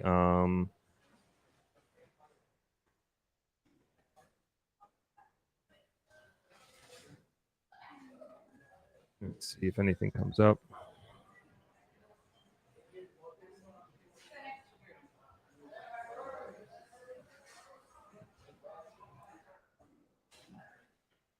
No, not seeing anything, unfortunately. If I find it, I'll share it. But I'm almost certain, like I saw that a couple of weeks ago. But won't go into that. But anyway, there needs to be more of that. And I agree with you, Amo, that there needs to be more about the locals. And that was like kind of the thing that I was thinking of, like when I was running. I was like, man, is the local community going to get left behind? And we shouldn't allow that to happen. We shouldn't allow that to happen. And I really hope that it's a situation where a rising tide lifts all ships. And that's what I'm thinking as we talked before with the global logistics hub that is coming on board, hopefully here in Jamaica, that is something that every little boy and girl and family is going to feel the effects of in a positive way. That's my thinking, and that's my hope. But in terms of like direct benefit, I hope our schools get improved, because as we were talking about in the interview with Matthew, as we were talking about, even from like a business person's perspective and the talent pool that we have here, and we're talking about the challenges of finding staff, team members, leaders. That's a big problem for entrepreneurs, and I would say especially being in the hospitality industry, but just kind of being in Negril in general, even if you're not in the hospitality industry, because I mean, so many different factors, but just focusing on where the pool of talent is coming from, the type of educational background, type of families that they're coming from as well. These are the things that you think of, and you have to think long term. And the example that I gave was my dad when he started Negril Education Environment Trust, our family's nonprofit organization. He was thinking of like about his hotel 20, 30 years down the road. Is like, if we don't invest in these young people from now, who's going to come help build and run the hotel? What kind of minds are they going to have? And so that's why he started investing in education, and why he started the nonprofit organization. And yeah, you could say it's for selfish reasons, but we have to invest in our future. And we can't, to me, in my mind, is like, we can't necessarily completely rely on the education system as it stands. And that goes for any country. I'm not saying anything about the education system here in Jamaica, but like, we can't do that. And I think from a community perspective, like, we do have to take some responsibility for that, some responsibility for our children, even if they're not our biological children. But like, what are we doing as a community? What are we doing as a business community to reinvest and invest in our youth, and to invest in their minds? And yeah, there are other nonprofit organizations out there that do great jobs and that sort of thing. But as these major investments come into play, I do think that we also have a obligation, but also an opportunity to really redirect in a way, in terms of how these deals are made, somehow back into the community. I don't necessarily have all the answers, are the answer, but I think you bring up a good point, Amu. Amaru Nieder says, I thought maybe Negril should be marketed as not just a tourist destination, but a retirement town also, but more infrastructure is needed. Whenever that order online at Hilo is in effect, please let us know so I can start buying groceries for my mom. She lives in the area. Okay, I will let you know. But going back to your initial comment there about turning Negril into a retirement town, I think that's kind of already happening without even like the branding of it. And you're seeing people who've been coming to Negril for some people 10, 20 years. They're buying houses here. They're building villas on the West End. Like it's already happening. And even worse now that they have a first world medical facility, if they get injured or hurt, that they can go to right down the road here on Norman Manley Boulevard. It's happening already. It's happening already. Maybe if there was like a dedicated retirement facility, I think that would also help as well. But it for sure is happening already, and I'm seeing it. Ebony X, start growing your own grapes. Or I should. Amu says, I stopped shopping at Hilo because it's too expensive. Man, I don't blame you for $18, $19 grapes. Melissa Watson says, I was in Negril last week. I saw some of the changes in Negril, including the supermarket and hospital. How can we get information on the house for sale, the one you just mentioned? House for sale. Oh, is that West Isle? That maybe it was West Isle. That's sure. I can bring that up 1 second.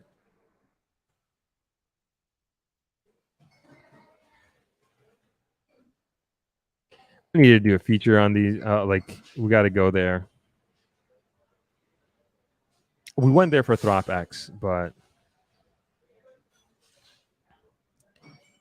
here I'll throw that in the comments there,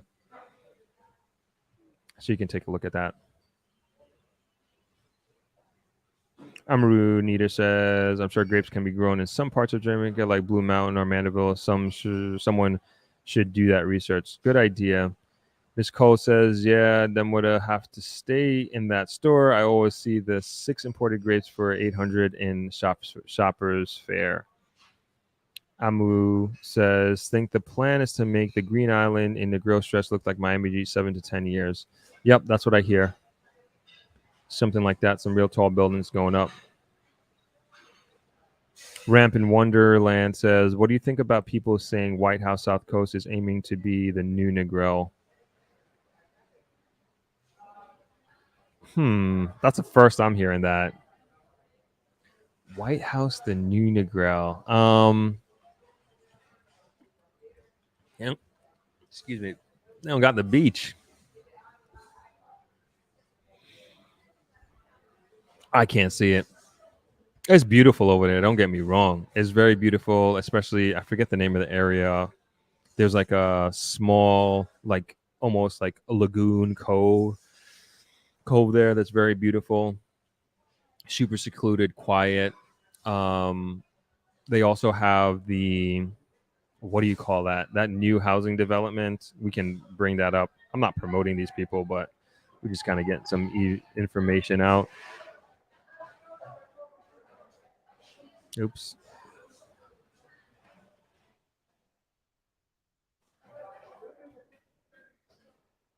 Let's see if we can get this on. So there, and maybe that's what you're referring to, the White House Beach Club.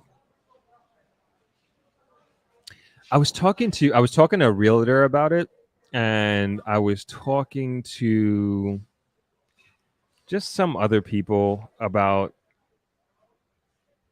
that area. I think the White House Beach Club, I think that they're beautiful.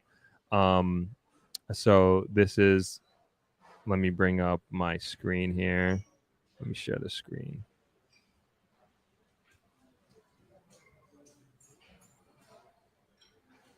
So this is on Valley Levy and Associates website. And these are the houses, like they're beautiful. They're absolutely stunning. This one's going for 500,000 US. And I've seen some really awesome videos on them, which is great. But White House being the new Negril, like there needs to be a lot of infrastructure going there because there's no, I mean, not hating on White House at all. There's just nothing there. That's what we were talking about. Like there's just nothing there. And please, I'm not hating. Like challenge me on this, anybody, please. Well, I just know talking to multiple people, even realtors, about this, we were just like, "Oh, there's nothing there." To me, this is a place. This is like, this is this is vacation haven. I would say, like, this is like a perfect place. You come down for the summer, you just chill out. You want to be secluded. You want the nice views. You can go across the street to the beach if you want to, and you have a nice crib to come back to at the end of the day. But at least right now, that's it.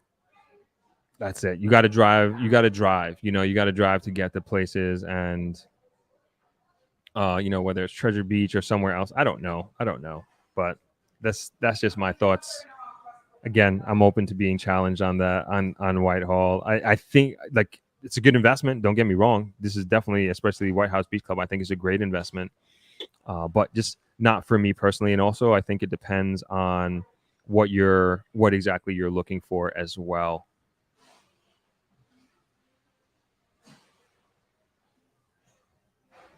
All right, let's keep going here.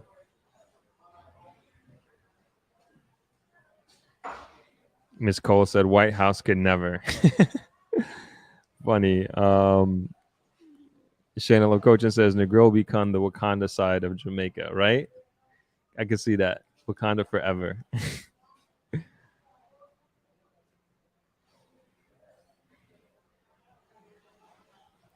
Amu says, I don't know the answer either, but part of the solution can be to require investors to commit to make a meaningful community partnership to have an impact while racking in the money. I agree. And I think it should be like not like a one-off thing, right? It should be something sustainable.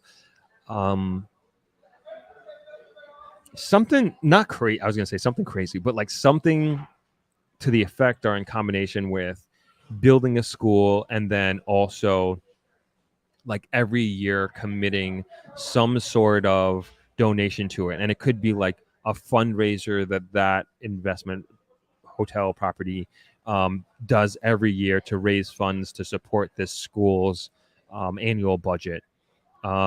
Something like that. Like it has to be sustainable. We don't want you to just give a donation to a school. We don't want you to just do this thing and like, oh, I've done my civic duty. Now I can just completely scrape everything I possibly can from my investment in being here. Like, no, we want a commitment. We want like, and it has to be something that's contractually obligated and something that we, the public, can hold you accountable to as well. My idea. Alfonso Worth says, Throp, I think you're talking about the 2,000 room Hard Rock Casino and hotel development in Little Port Montego Bay. They will also incorporate 1,000 rooms for the workers and also building a stadium too. Yes. Thank you, Alfonso. I'm so always impressed with how educated and up to date this community is. I appreciate that so much. But yes, that is what I'm talking about. Now that I have some information, let me see if I can look it up.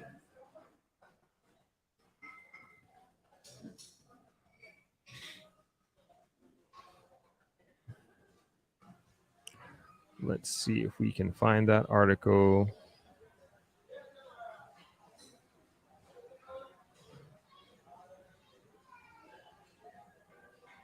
I can't find it. I will, but I have a direction. I appreciate that, Alfonso. I can look into it.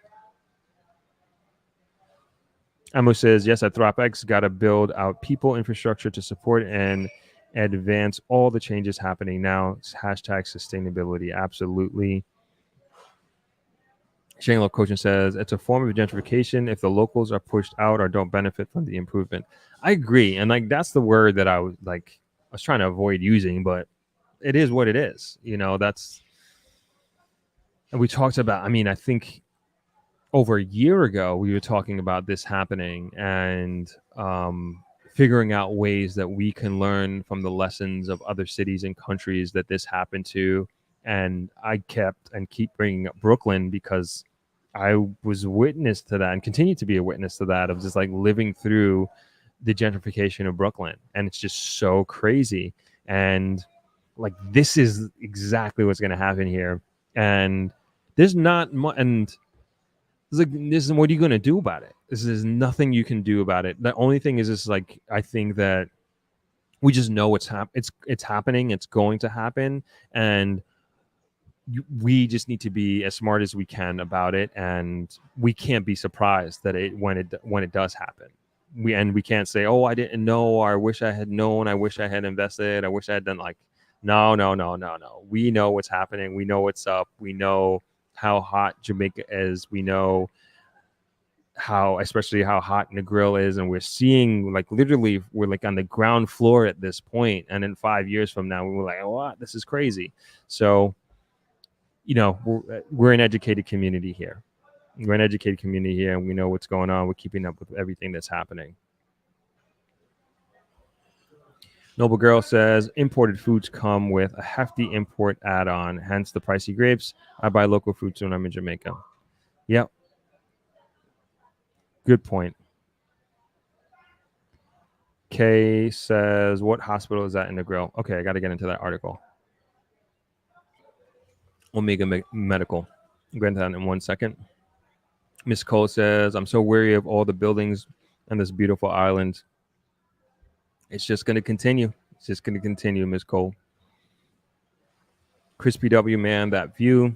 It is a nice view. Amaru Neater says, some of those prices are more than good sized houses here in Florida. Wow. So I used to say and think the same way, but it's just like, and I was talking to my friend about this, and we were just like talking about the prices here, specifically in Negril, and we're like, man, this is going to become a New York, like where it is right now. We were like, this is, and like, I don't know if it's like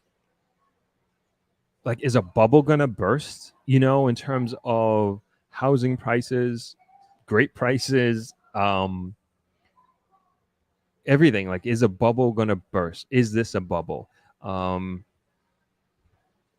You look at New York as well, and you look at some of the, like, I talked about this YouTuber I follow. I think his name is Ross Freeman, but it's Ross something. But he is a New York based YouTuber that he has a business that, and if anybody knows who I'm talking about, please let me know. He does basically like mechanical repairs of like electronics. Excuse me. That's like his main business. So he'll do Apple products. He'll do phones, like anything electric. And as a YouTuber, he like kind of goes through it and shows how he repairs these things from like a microscopic position point of view.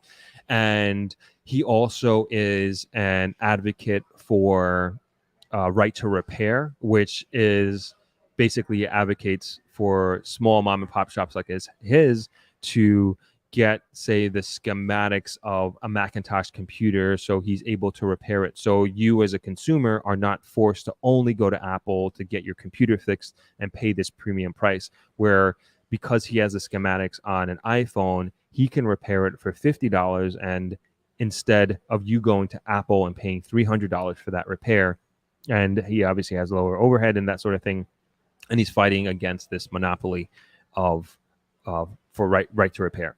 Anyway, he also does these walkthroughs of New York City, and he did a lot during the pandemic, and giving you an understanding of how overpriced these apartments are, both on leasing and also on buying.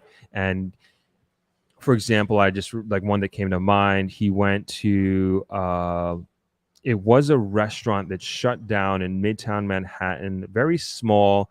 I would guess maybe call it 15 by 30 feet, maybe a little less, and it was like $12,000 US a month. And he's like, how can you even possibly, it was in Midtown Manhattan. He's like, how can you possibly charge $12,000 per month for this restaurant? Like, they're never going to make money. They're always going to lose. They're never going to be profitable.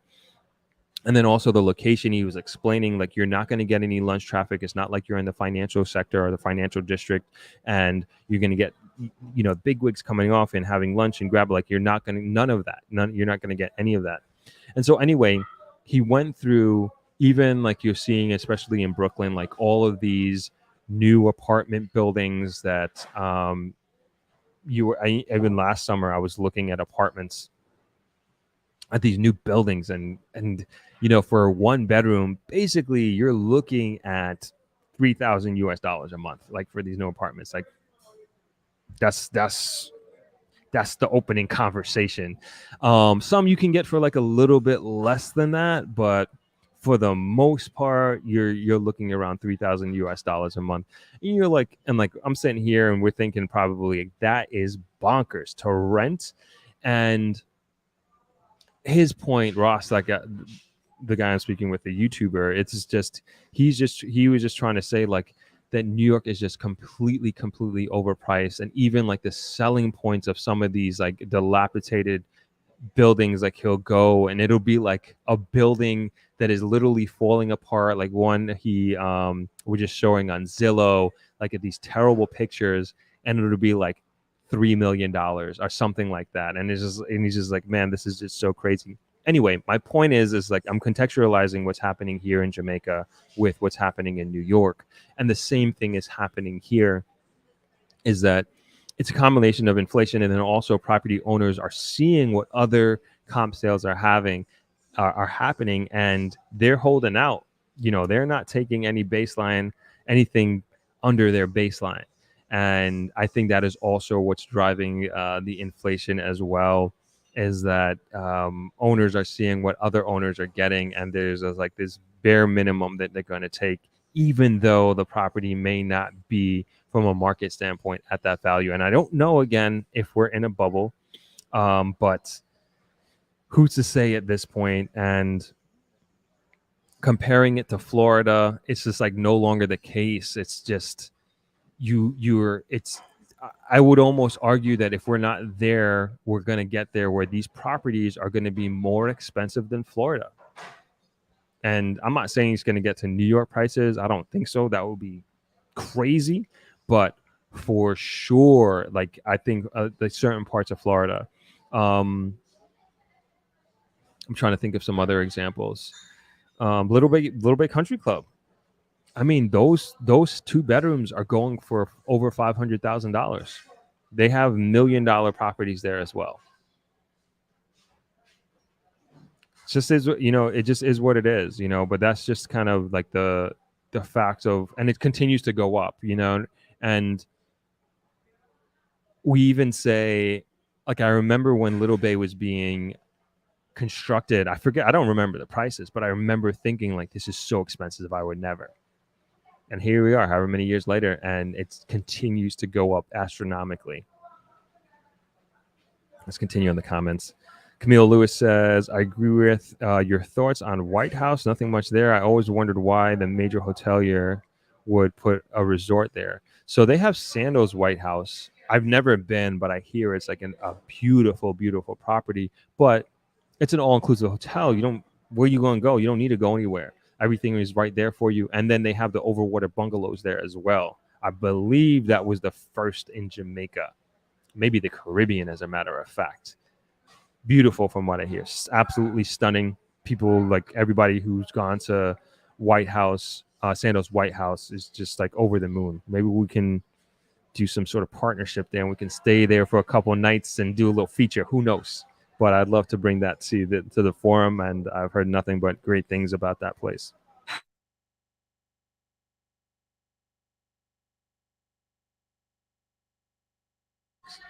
Sorry about that. Miss Cole says, boring for Truth Drop. You have to drive to the excitement. Yep, that's what I understand. Like if you're going to White House, you're going to chill, do nothing, which is nothing wrong with that either.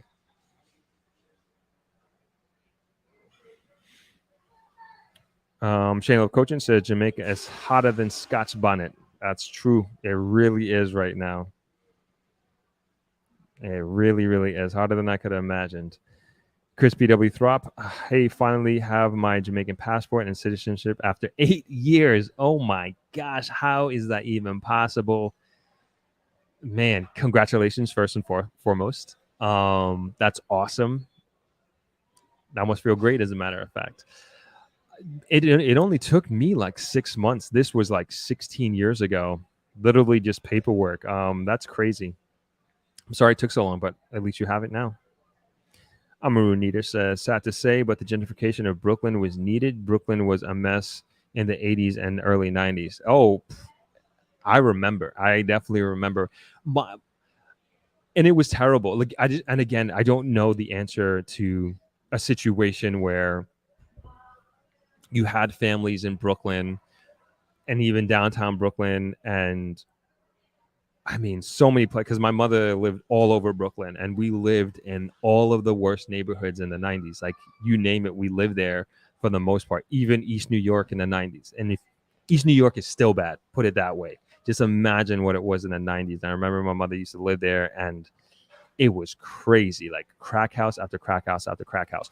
My point in saying that is that, what about the residents that were there that endured all of that, but have been forced out when the good times are coming? That's my problem with gentrification. Like, I think, and maybe that's everybody's problem with gentrification, is that those who have endured like the worst parts of that neighborhood or that town or whatever, then all of a sudden, when an investment group or people or whoever understand that, hey, there's some potential here, I'm going to start investing, and by their presence alone, they start moving these people out, and they have to move down south or another part of the country or whatever it is.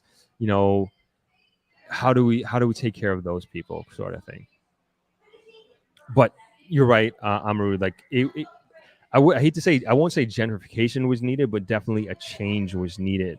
Commerce needed to be brought to these areas. I mean, even downtown Brooklyn is like crazy. I can't believe what downtown Brooklyn is right now. We have the Barclays there. If you knew what it was in the 80s, I mean, you know, even like not Greenpoint. Man, I'm totally forgetting. It's the neighborhood right by Barclays. Not Clinton Hill. Slips me. I'm sorry. I'm getting hungry. My brain starts to shut down. But it's just astonishing what's happened there. Elements of that it's already starting to happen here in Negril. I mean, overall, like, I have to say, like, it's not something I'm fighting against. Don't get me wrong. Like, I'm not saying that. I'm not fighting against the investment that's coming into Jamaica, the investments that's coming into Negril. I encourage it. I am for it. I think my point is like, let's make sure that it's done in a sustainable way, that it directly benefits the community and its members.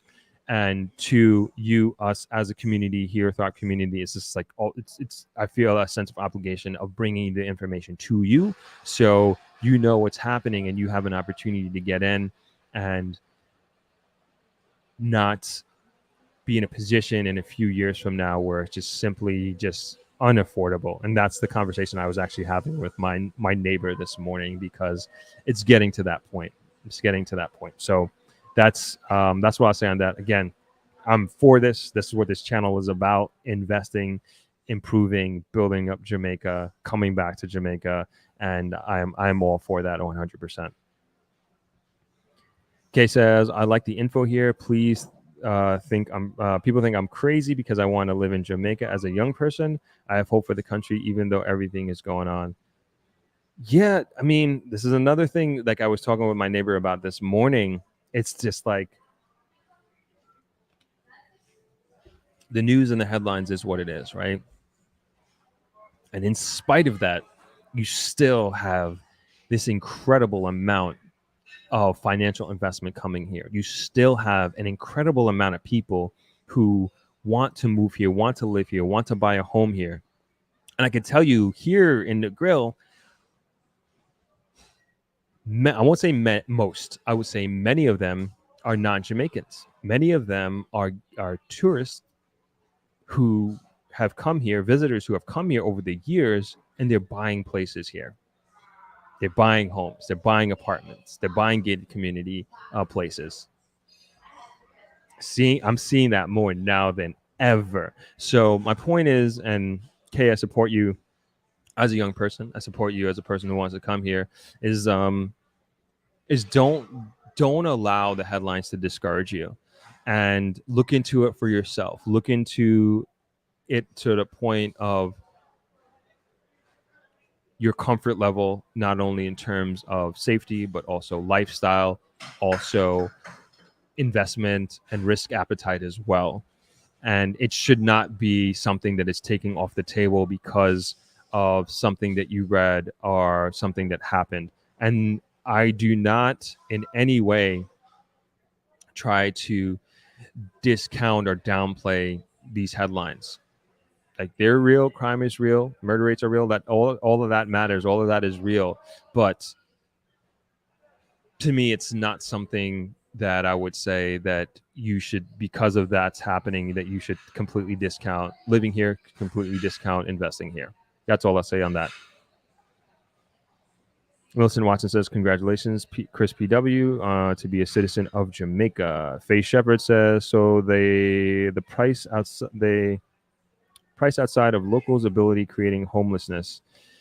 No, I wouldn't necessarily say they're creating homelessness. It's creating, what would I say, a shift. It's shifting people out. It's outpricing people. And this is not only just Jamaicans, locals, as like in terms of work. I'm assuming you're alluding to or referring to working class people here in Jamaica. Like, yes, it's doing that to them, but even I would say it will happen to middle class people as well. There's going to be a shift, a shift like, oh, I can't afford to live here anymore. I can't afford to live in the center of Negril anymore, sort of thing.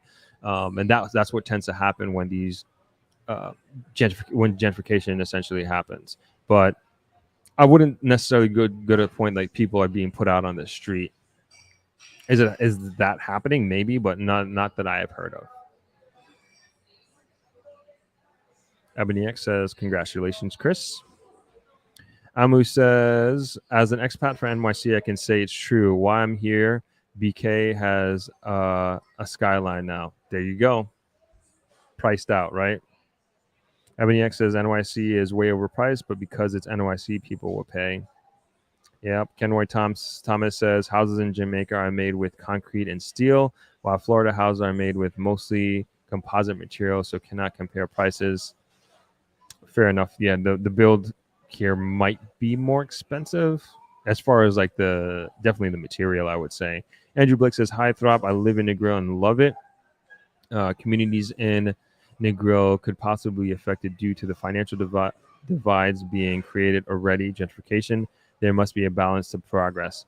I agree. Yeah, that's exactly my point. And again, I don't know the answer to that. I don't know how do we grow and invest in a sustainable way that the community members are able to benefit from all these improvements. Stanley Franklin says, Thrive, I must say this is a great place to spend a Sunday afternoon. Awesome. I'm glad you're enjoying it. Stanley says, love it.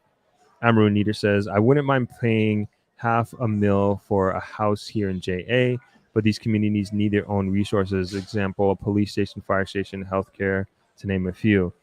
Negril has all of the above. I'll say that right now. Negril has all of the above. Miss Cole, I saw on another YouTube video that they were building houses in St. Mary with foam, concrete, and then using plywood board over it. And I was like, is that safe? And these are massive houses. I don't know. I got to look into that.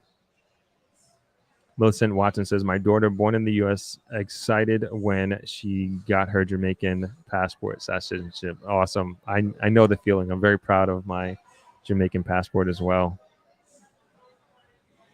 Ebony X says it's going to be between the haves and have-nots.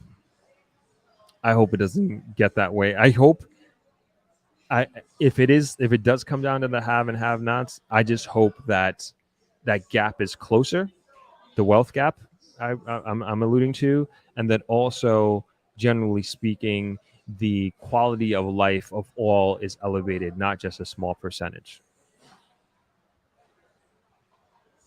Ebony X says, I was in CCNY in the 90s and NYC was horrible. Yep, definitely was. Face Shepherd says, then they had housing programs like Nemaya building homes for people to be able to become homeowners, and now they are selling out to people that complain about the people living there. Sorry, I don't know too much about that. Sheriel Amor says, I got my Jamaican citizenship and passport as well. Very exciting. Awesome. Congratulations to you as well, Sherry.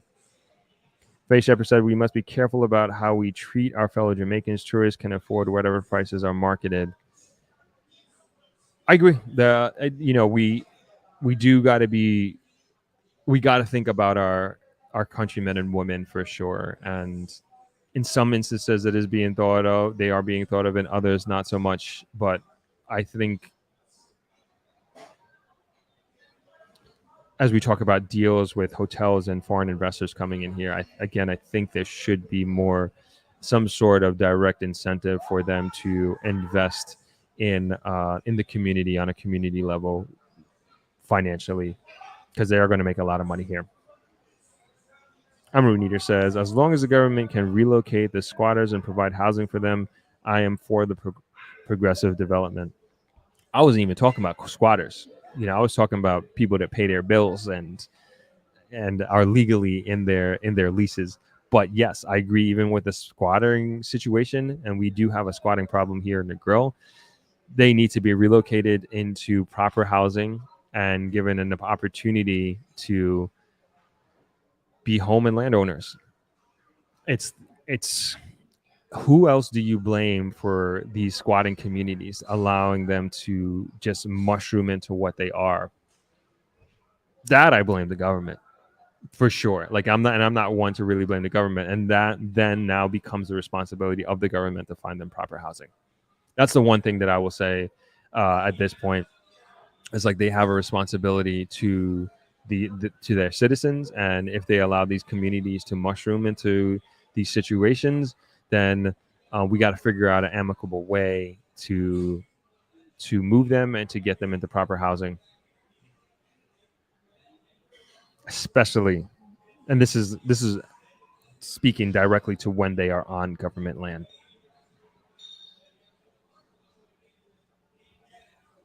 Ever Update says Jamaica needs all the development it gets. Jamaica needs all the development. Yep, I agree. Amu says a lot more folks moving to the countryside and up on the hills. I'm hearing the same. Jessa Ray says, got to have this conversation with this like-minded group. I just got my citizenship and plan to be there for a few months, but agree there is a lot of thinking around crime, especially with a child. Yep, and I don't blame you, especially if you have children. And this is something to take into keep in the forefront of your mind, without a doubt. Kay says, thank you. That's what I'm saying. There's plenty of foreigners investing in Jamaica while Jamaicans are leaving home. Plenty. I'm telling you all, I'm seeing it like crazy.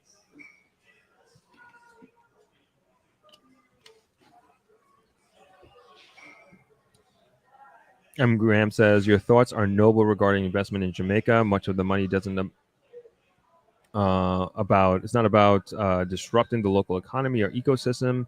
Dominica's model is one that is currently working.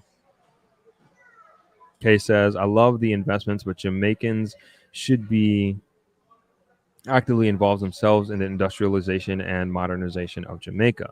The lack of education, capital, and opportunities is adding to the many issues Jamaicans face.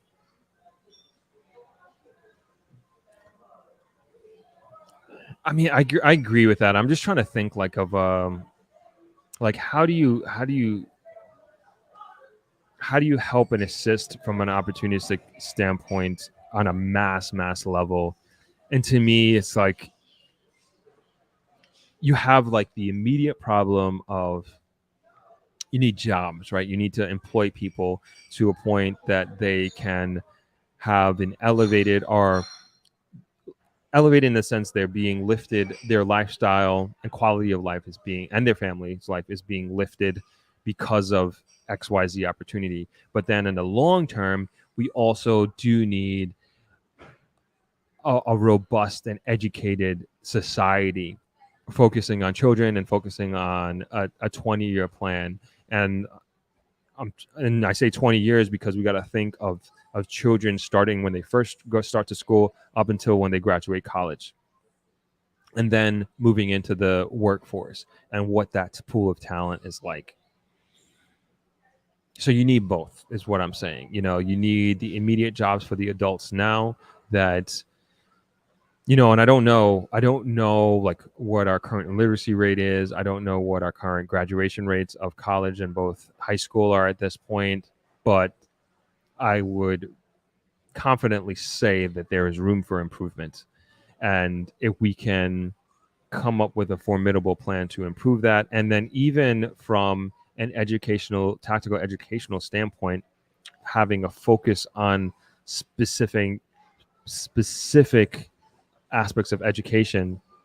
I know Prime Minister a couple of years ago was talking about a focus on robotics, maybe a focus on coding, and kind of being like a country known for like this one particular skill and one particular aspect that we just focus on, that we're just known for being engineers or we're known for being doctors, which my mind thinks automatically goes towards technology at this point in time. But I'm just rambling at this point, kind of just, that's where my mind always goes is education. It's raining.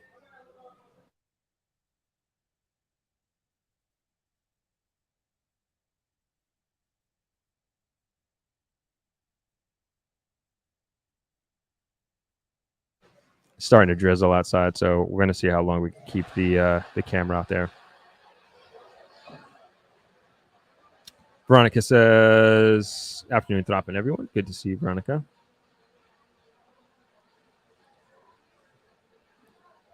Says, "Looks like a beautiful day. It is nice. Like I said, the rain is starting to come down a little bit. We're just watching it." Candy says, "Ms. Cole, structural foam panels are safe once installed properly. Comes down to the workmanship. The regular contractor may not know how to use the new construction methods." Thank you for that, Candice. I had no idea. Channel Coaching says, "It starts from a shift in one's mindset to elevate their self-concept collective. It's possible, however, that where true change happens is mindset shift." Yeah, how do you change a mindset of an entire country? How do you change the mindset of a culture? That's the question. That's the challenge of the day. Maybe our lifetime.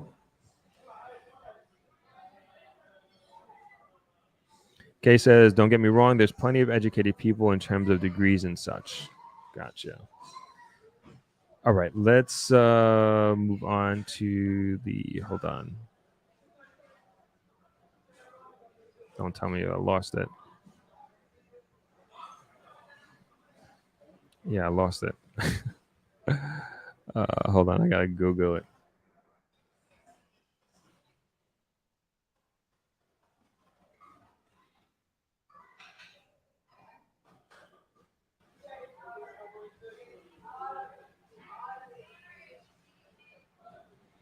All right. I don't think this is the article I was looking for. It definitely isn't.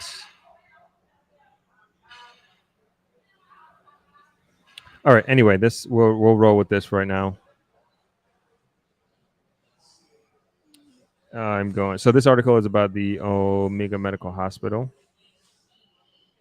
All right, hold on. Let's close out these comments quickly, talking about education, and then we can hop over to the article.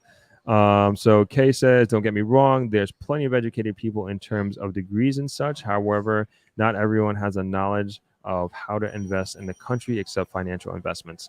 Right.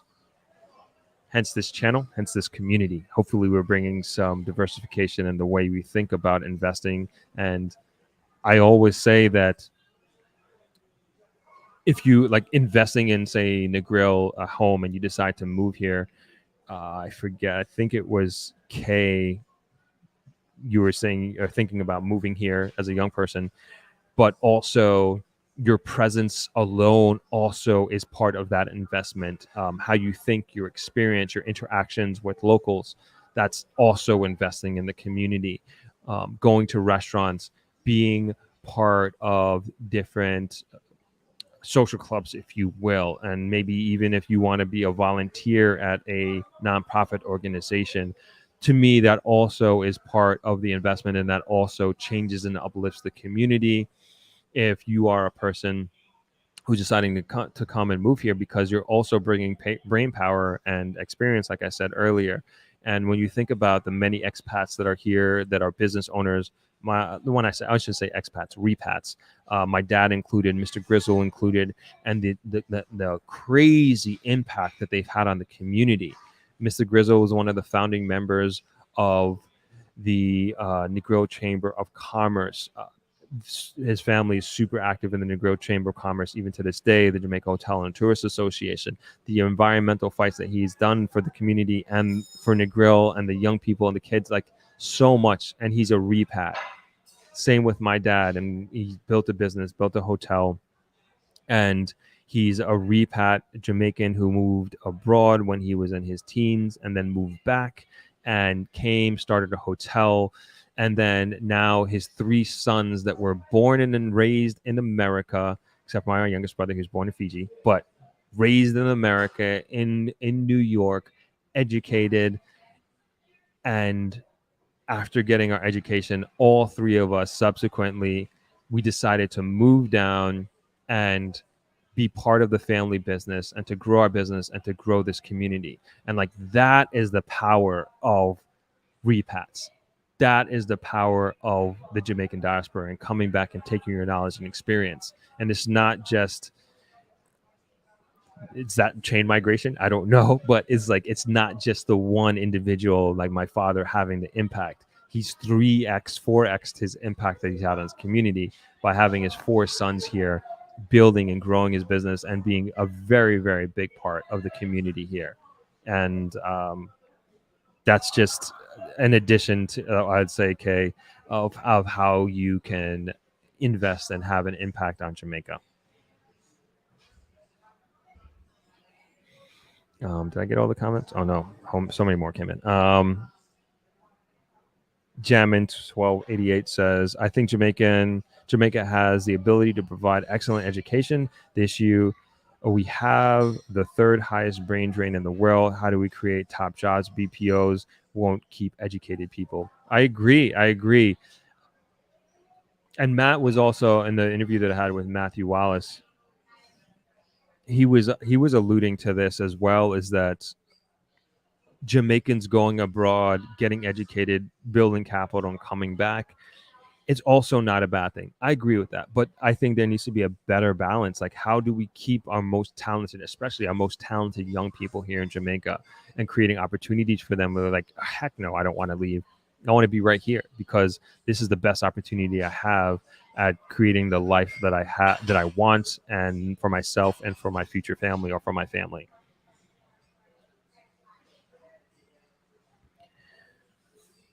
Arlene Fromm says, my neck of the woods, Negril, so peaceful. Elvin's restaurant. Elvin's on the beach. Hello, Throp. Greetings, everybody. Good to see you. Amu says, culture can shift mindset. I agree with that.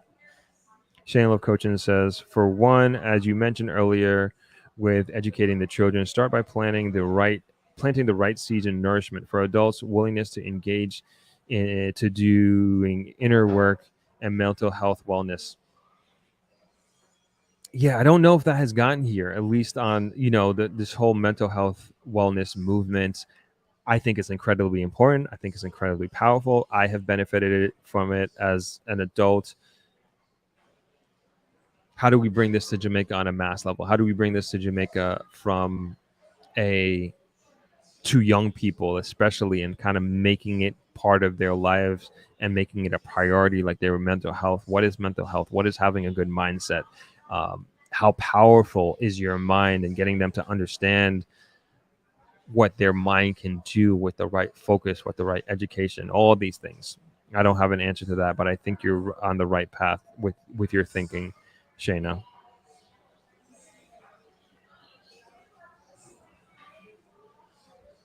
And Watt says, do not wait for the government to make change for Jamaicans who live here. All concerned should just do it along with like-minded people for the benefit of the young. I agree. Totally agree. Ingrid Baby says, happy Sunday from Orlando. Happy Sunday, Ingrid.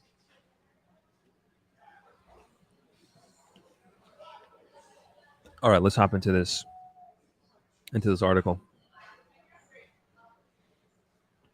I'm going to share my screen. Omega Hospital to provide for a dire need in Negril came out on January 24th in the Jamaica Gleaner.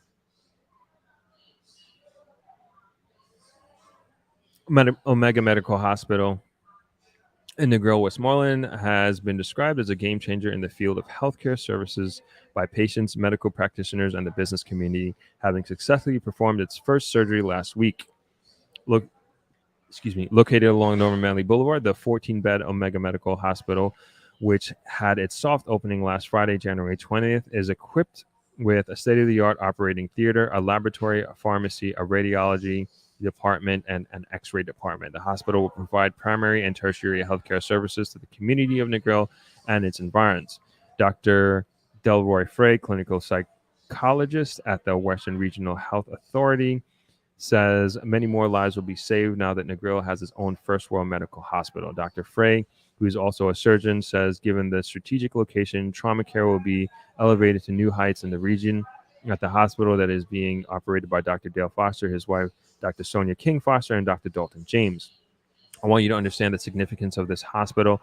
Omega Medical is going to be the gap that is going to transform trauma care in Western region to the highest level, Dr. Frey said, referencing the distance and the time it takes to get a patient from Negril to either Sav Lamar Hospital, Public General Hospital, or the Noel Holmes Hospital in Lucy, Hanover.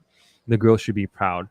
This is where we have taken it from now. We are at a first world level as it relates to medical care here in Western Jamaica, Dr. Frey declared. Do you believe if there is a major accident, you could get to a facility within 1 hour? No.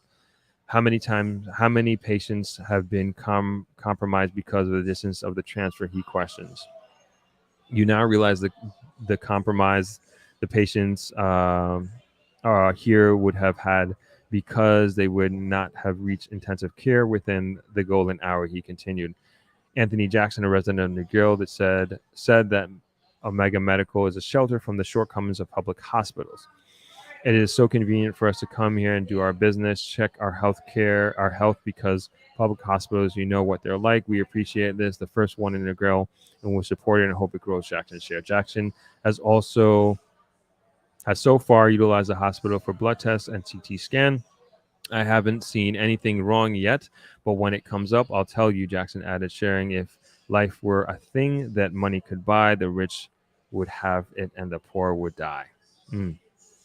Long overdue. Clayton Smith, principal of Grange Hill Primary School, lauded the presence of the hospital, especially in relation to the frequency of motorbikes and other vehicular accidents in the resort space.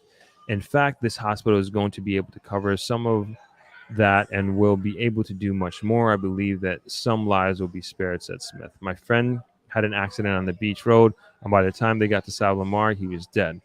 If they had a hospital quite closer, I'm sure he'd be alive now, Smith theorized. The school administrator said that most of the residents in Negril have been traveling either to Sav or Lucy to get tertiary and other significant services. If you need to do an x-ray, anything with labs, radiology, and so forth, everybody had to go to one of these parish capitals. Therefore, having a hospital in Negril is important. Elaine Allen Bradley, the newly minted president of the Negril Chamber of Commerce, told the Gleaner that Negril is on the move with its own state-of-the-art hospital and high-end supermarket brand. The hospital is long overdue. We have waited for a long time, and today we, the local and business community, will utilize the services being offered. It is our hospital, and we must be proud of what we have here, said Alan Bradley. Totally agree. So that is the article on the Omega Hospital, which Mrs. Bradley rightfully said is something that we are very, very proud of as a community and as a town. And it's just a major change, like the simplest of things. And I've told you all, like, the many injuries that I've suffered from sports, like sprained ankle, many sprained ankles. Sometimes I thought I'd broken my ankle before. I have to always go to Sav Hospital, get the X-ray, and it's like an all-day affair. CT scans. Actually, I never had a CT scan before. If I wanted to get an MRI, like I had to get an MRI on my ankle one time, I had to get an MRI on my knee one time. I had to go to Montego Bay to do all of this. Now I can go across the street from Travelers. It's crazy. Like it changes life. As simple as that is, it changes life completely. As they were alluding to, with many people who have lost their lives on the way to the hospital in Sav because you have to drive 45 minutes. And as the doctor said, getting them to the hospital within that golden hour sometimes just isn't possible between, especially we're talking about the trauma of a vehicular accident, whether it's a motorcycle or a car, between the chaos of understanding what is going on in the accident. And unfortunately, I've been involved with way too many of those, being a first responder, even though I'm not medically trained, but just being in these situations. Unfortunately, I found myself, it takes so much time to and many times, unfortunately, there's no ambulance, or at least that's what it was in the past, but it takes time to just get everything together. And sometimes a person could be laying there for 20-30 minutes or whatever it is, trying to figure out what's going on, thinking you have emergency services on their way, and they just never show up, and you have to put them in the back of a police car or a taxi, which I've done many, many times, unfortunately. But now you have across the street where you can take these people, and to get care immediately it's a game changer. Huge game changer. And I think it's just really changing the dynamics of Negril, and also the dynamics of the people who are coming here, not only for vacation, because I know a lot of people look into that. How close is the closest hospital? And some people just won't go to a resort town, or they just won't go to a destination not knowing they have a hospital within close proximity. And that goes for just people just worried. And that goes for people who have chronic diseases and or whatever it is. They want to know in the back of their mind that they have a place that they can go, and now they do.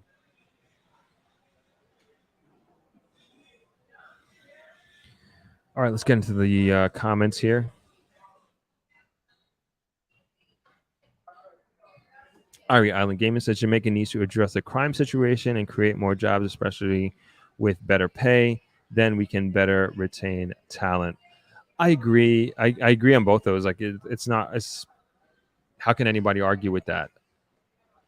But I also say, and I think this is what we're saying in this community, in this chat, is we do also have a responsibility, us as whether it's the diaspora or us here, is we have an opportunity and responsibility to be a part of this change, and not necessarily just saying that this needs to happen or that needs to happen, to take the bull by the horn. I think we're doing that. And that's what we like to talk about here. And that's what we want to do. Action, action, action. Jobs. We need big industry here. And I don't know how to do that. And when I say big industry, not BPO, and again, nothing wrong with BPO. They're creating jobs, they're creating opportunities. But what would I say? More so,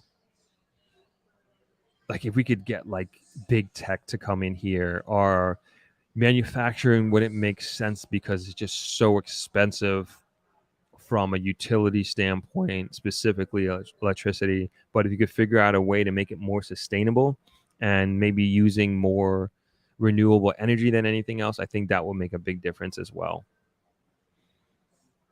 in order to attract manufacturing to Jamaica, that is. Millicent Watson says, when I was a child, only find crazy people living on the streets. Now many more people, it's homeless because they don't have a job for either reason.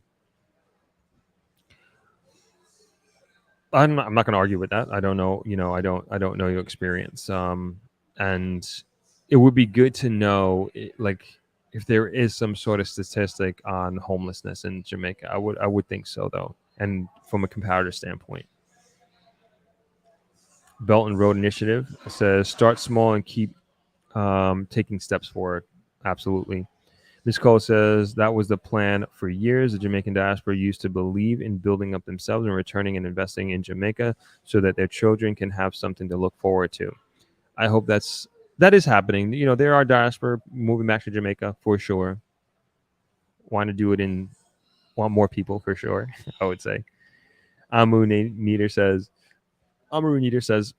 we can create more jobs by promoting coding, AI, robotics, etc., and let Jamaica be the information technology hub of the Caribbean. That would attract investors to set up shop here and employ locals. I agree.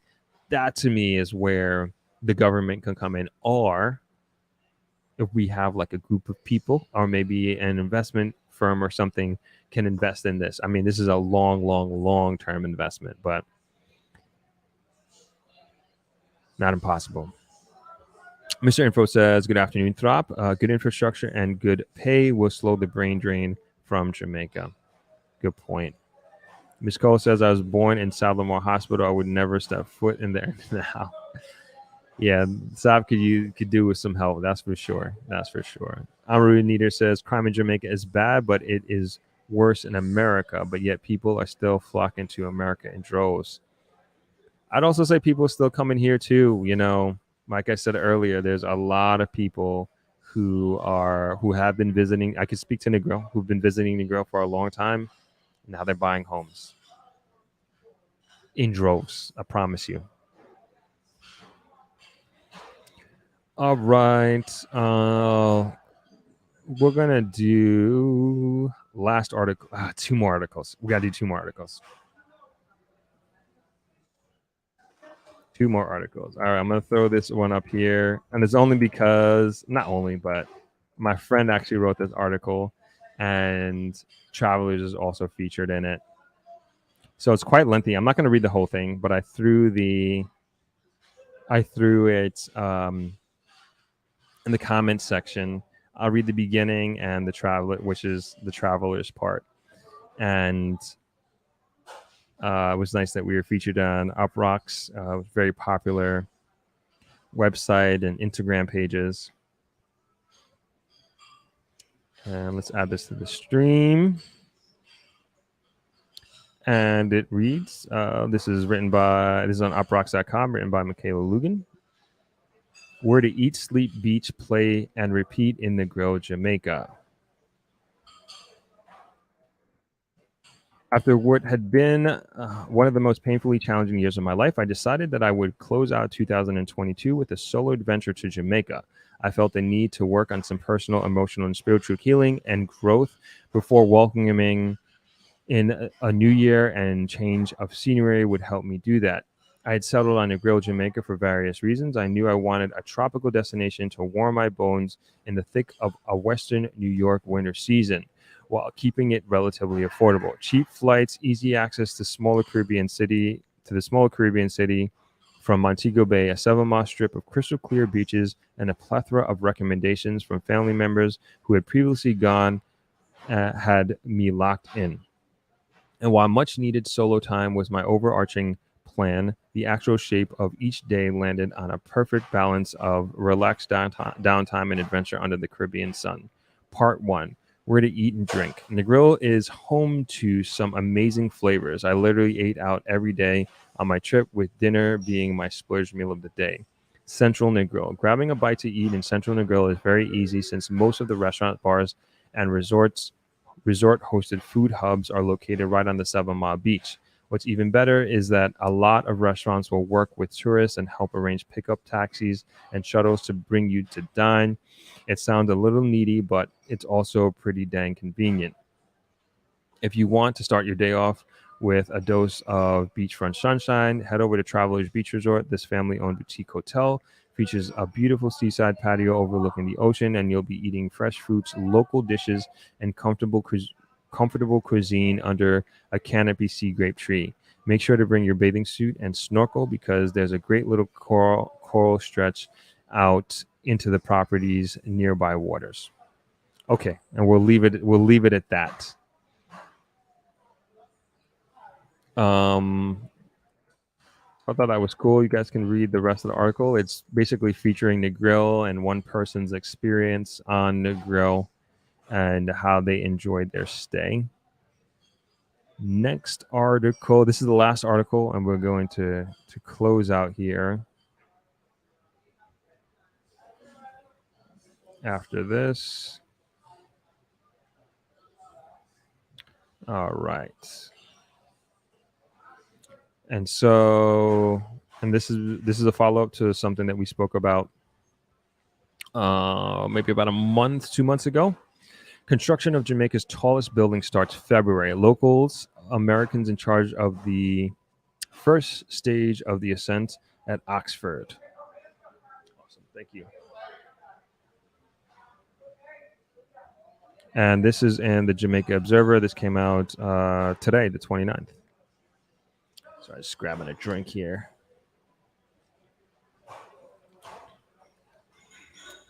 A team of Jamaican American contractors from New York Drill are excited to have been selected to kick-start construction of the first phase of Jamaica's tallest building come next month. The 27-story building that is being developed by Stratosphere Development Limited at 1B Oxford Road in St. Andrew will be dubbed the Ascent at the Oxford Sheer Luxury.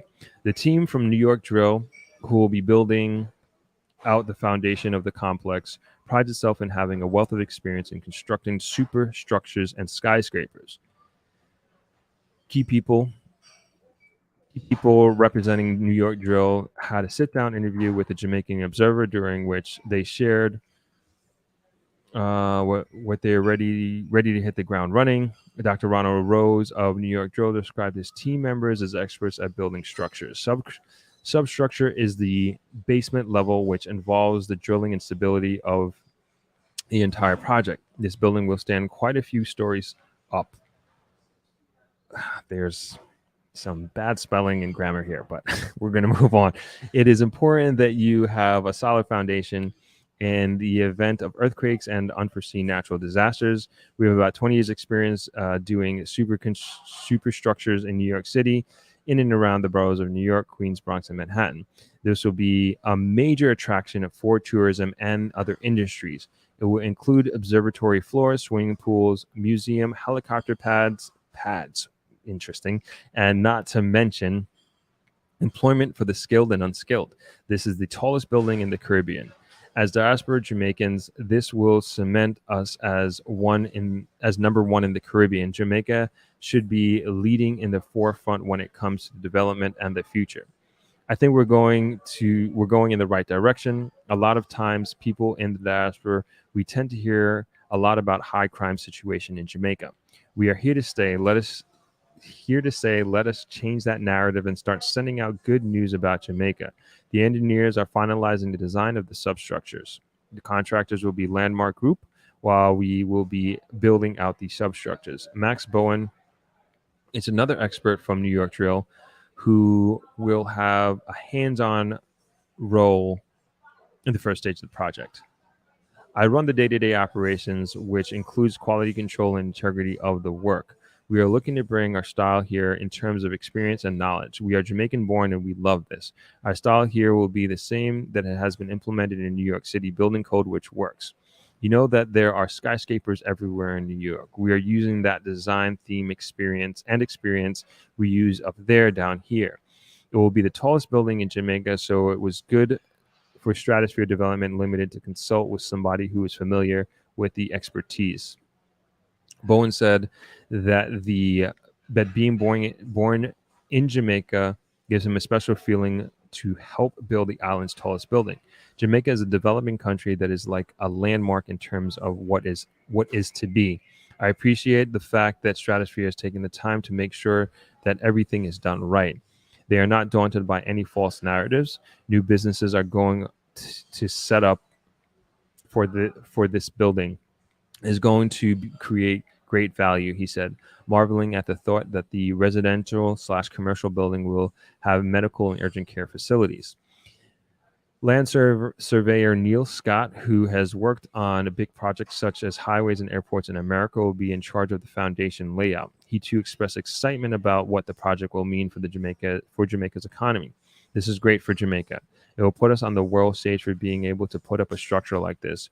We're going to show everybody that nothing is impossible for us, he told the Sunday Gleaner. Littleton Shirley, Chief Executive Officer and Director of Stratosphere Construction Limited, expressed elation about the February start date. He said a project of this magnitude requires great planning, which the company has been doing. I must thank the Jamaican regulatory bodies who have been very supportive and cooperative and who understand very much the importance of building of this sort.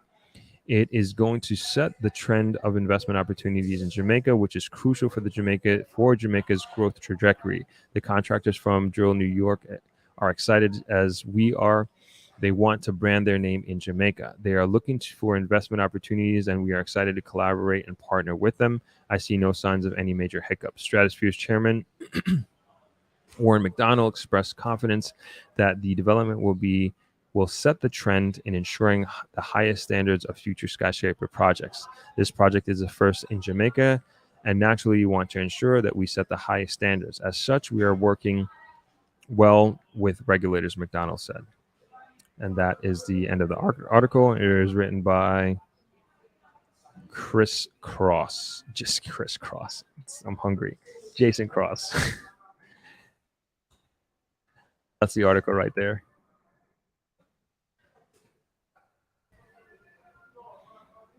All right, let's get over to these comments.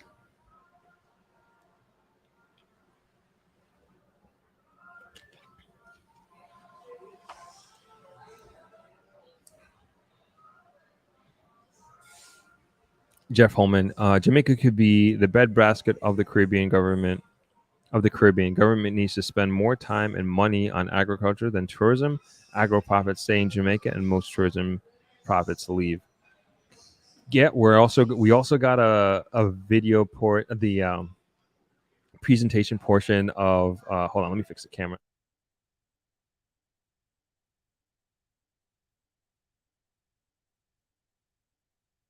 Just gonna turn the exposure down a little bit. So we also have the presentation that Martin did at ThriveX. That's coming up in a couple of weeks as well. Speaking exactly to this point, Jeff. Huge investment, and he was explaining the challenges that he's having. He's the owner and founder of Ostrojam, which is a farm in St. Elizabeth, and he's a huge advocate for Jamaica and Jamaican farmers.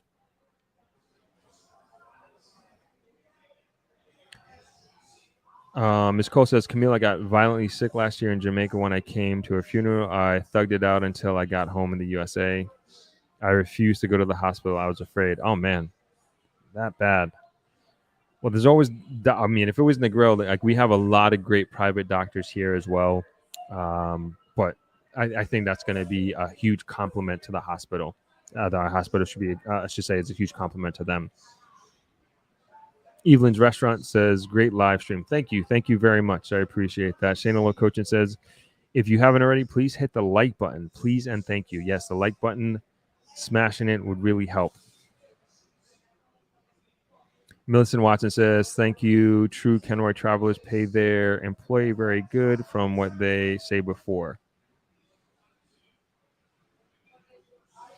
Thank you. Andrew Blake says, hey, Throb, where is the merch? Is it on sale yet? Candice, can you speak to this? I'll throw that right to Candice. Yes, we will. It's not for sale. We need to get it up. Thank you for the reminder. I'm going to take a screenshot of your comment so we don't forget that. We are in the restructuring phase right now. I keep using that phrase over and over and over. We are restructuring at this point in time. We got new team members coming on board, but we're putting the pieces of the puzzle together slowly, many of which were missing. So exciting times for Thrive Media. We will get there slowly. Thank you for the reminder, Andrew. Alfonso Ware says, Thrive just read the long-awaited Ascent ascent at the Oxford 27-story building in New Kingston is to start construction next month, and the Rogers, that's going to be 20 floors, is halfway stage in Kingston. Oh, I didn't even know about the Rogers. Let me see that.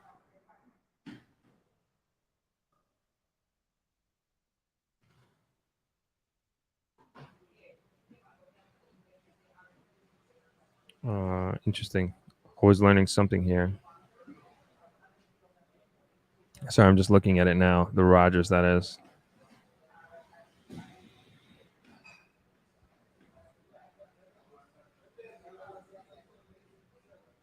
Got to look more into that. We should talk about this, but we can talk about it on a later podcast. But thank you for that, Alfonso.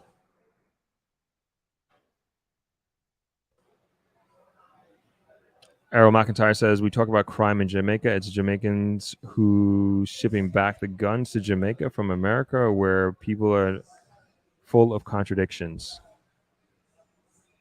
I don't doubt that that's happening, but I do know that there is, what would I say, plans and strategies that are underway to circumvent and also address the situations such as that full circle and not just dealing with it here in Jamaica. Joy Turner says, experiencing Jamaica vicariously through your channel. Greatly appreciated, Throp. Absolutely. Thank you for joining us today. And Evelyn's Restaurant says, true at Joy. Moonlight Queen says, hello, Throp from San Diego. Thank you and the group for sharing a wealth of updated information. Looking forward to be a part of Jamaica's development. Be safe. Thank you for your comment, Moonlight. Thank you. So I do think we're going to end it here. The only thing that stops me from keep going is my stomach. I get hungry. I got to keep eating all the time. But even with the restructuring that we're doing with Throp Media, it's going to hopefully free me up a little bit to not say free me up, but give me the opportunity to create more commercials that I could put here to give 5-10 minute breaks during the live stream, because I really want to build out the live stream. And even we're talking about doing an additional show, but I how things are set up right now, that would be impossible for me to do an additional show right now. But we will get there slowly. Like I said, I want to continue to build out this live stream, specifically the Sunday afternoons. I think this has so much potential. I love the direction of our conversations that they go. I get so much insight. I get so much information. I learn so much from you, the community. And I also want to bring even more value. Like I said, next week, next Sunday, same time, same place, we should be having a guest from a financial institution coming on. I'm going to wait till tomorrow, end of day tomorrow. We should have that confirmed. I'm working with Candice on making that happen. And I'm excited to bring them to the forefront. As earlier, we went very in detailed about what, at least from opinions, advice, etc., from a community standpoint of what's happening with SSL. And we read that article, or that email, I should say, from Burita Investment. So it's like these sort of discussions that I find very rich. And then also I find that I learn a lot from the community and where the mindset of investors like yourself and potential investors like yourself are. And I really enjoy this. I really enjoy doing this. So I want to step it up to another level this year, and building out the team that I currently have, and restructuring, as I say, will hopefully allow us to do that in the future. But yeah, today was great. Today was fantastic. We got through not all the articles I wanted, but I think I got through all the important ones, and we're keeping each other up to date.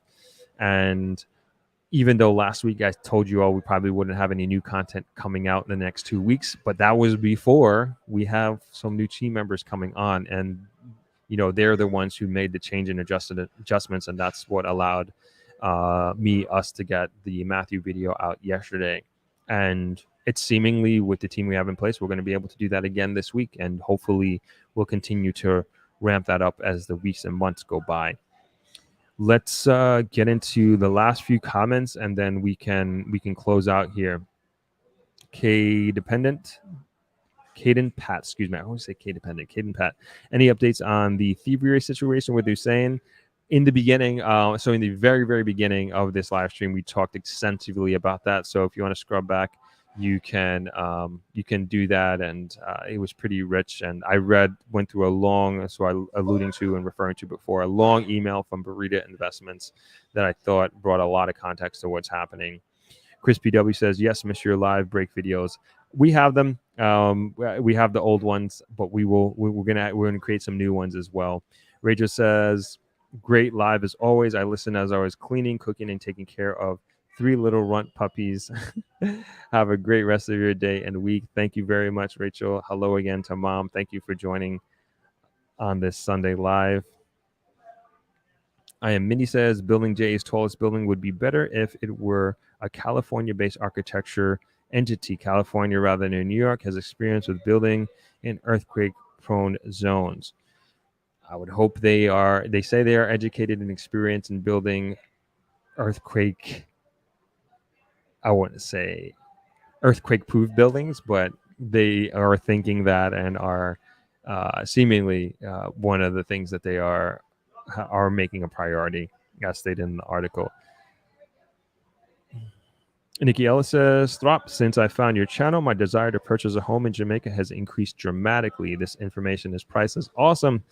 Thank you for the feedback, Nikki. I appreciate that. And I hope to just continue to bring you even more value with these live streams and also the many pieces of podcasts that we have coming up. And then also with the release of the ThriveX videos, which I'm excited to release to everybody. Inga Baby says, thank you so much for all you do. You're welcome. Phoenix is me, says, I miss Negril Travelers. Hopefully I'll be back soon. Great show as always. Thank you very much, Phoenix. I hope you will be back soon as well.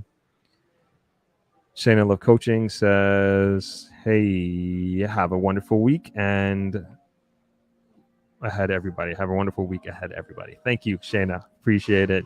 Amaru says, big up to you, Throp, unofficial Negril mayor. I don't know about that, but thank you. I'll take it. Kay says, first live, stumbled on it accidentally. Great content. Thank you very much, Kay.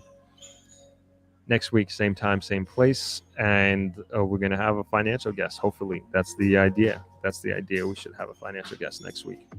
So thank you all very much for joining this Sunday. It was my pleasure to host it, and I'm glad it didn't rain and we were able to get a nice beach view for the entirety of this week's show.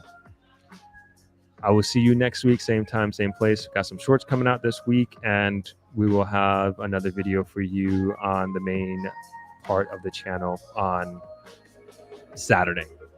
Have a great week, everybody. Thanks for joining. Bye.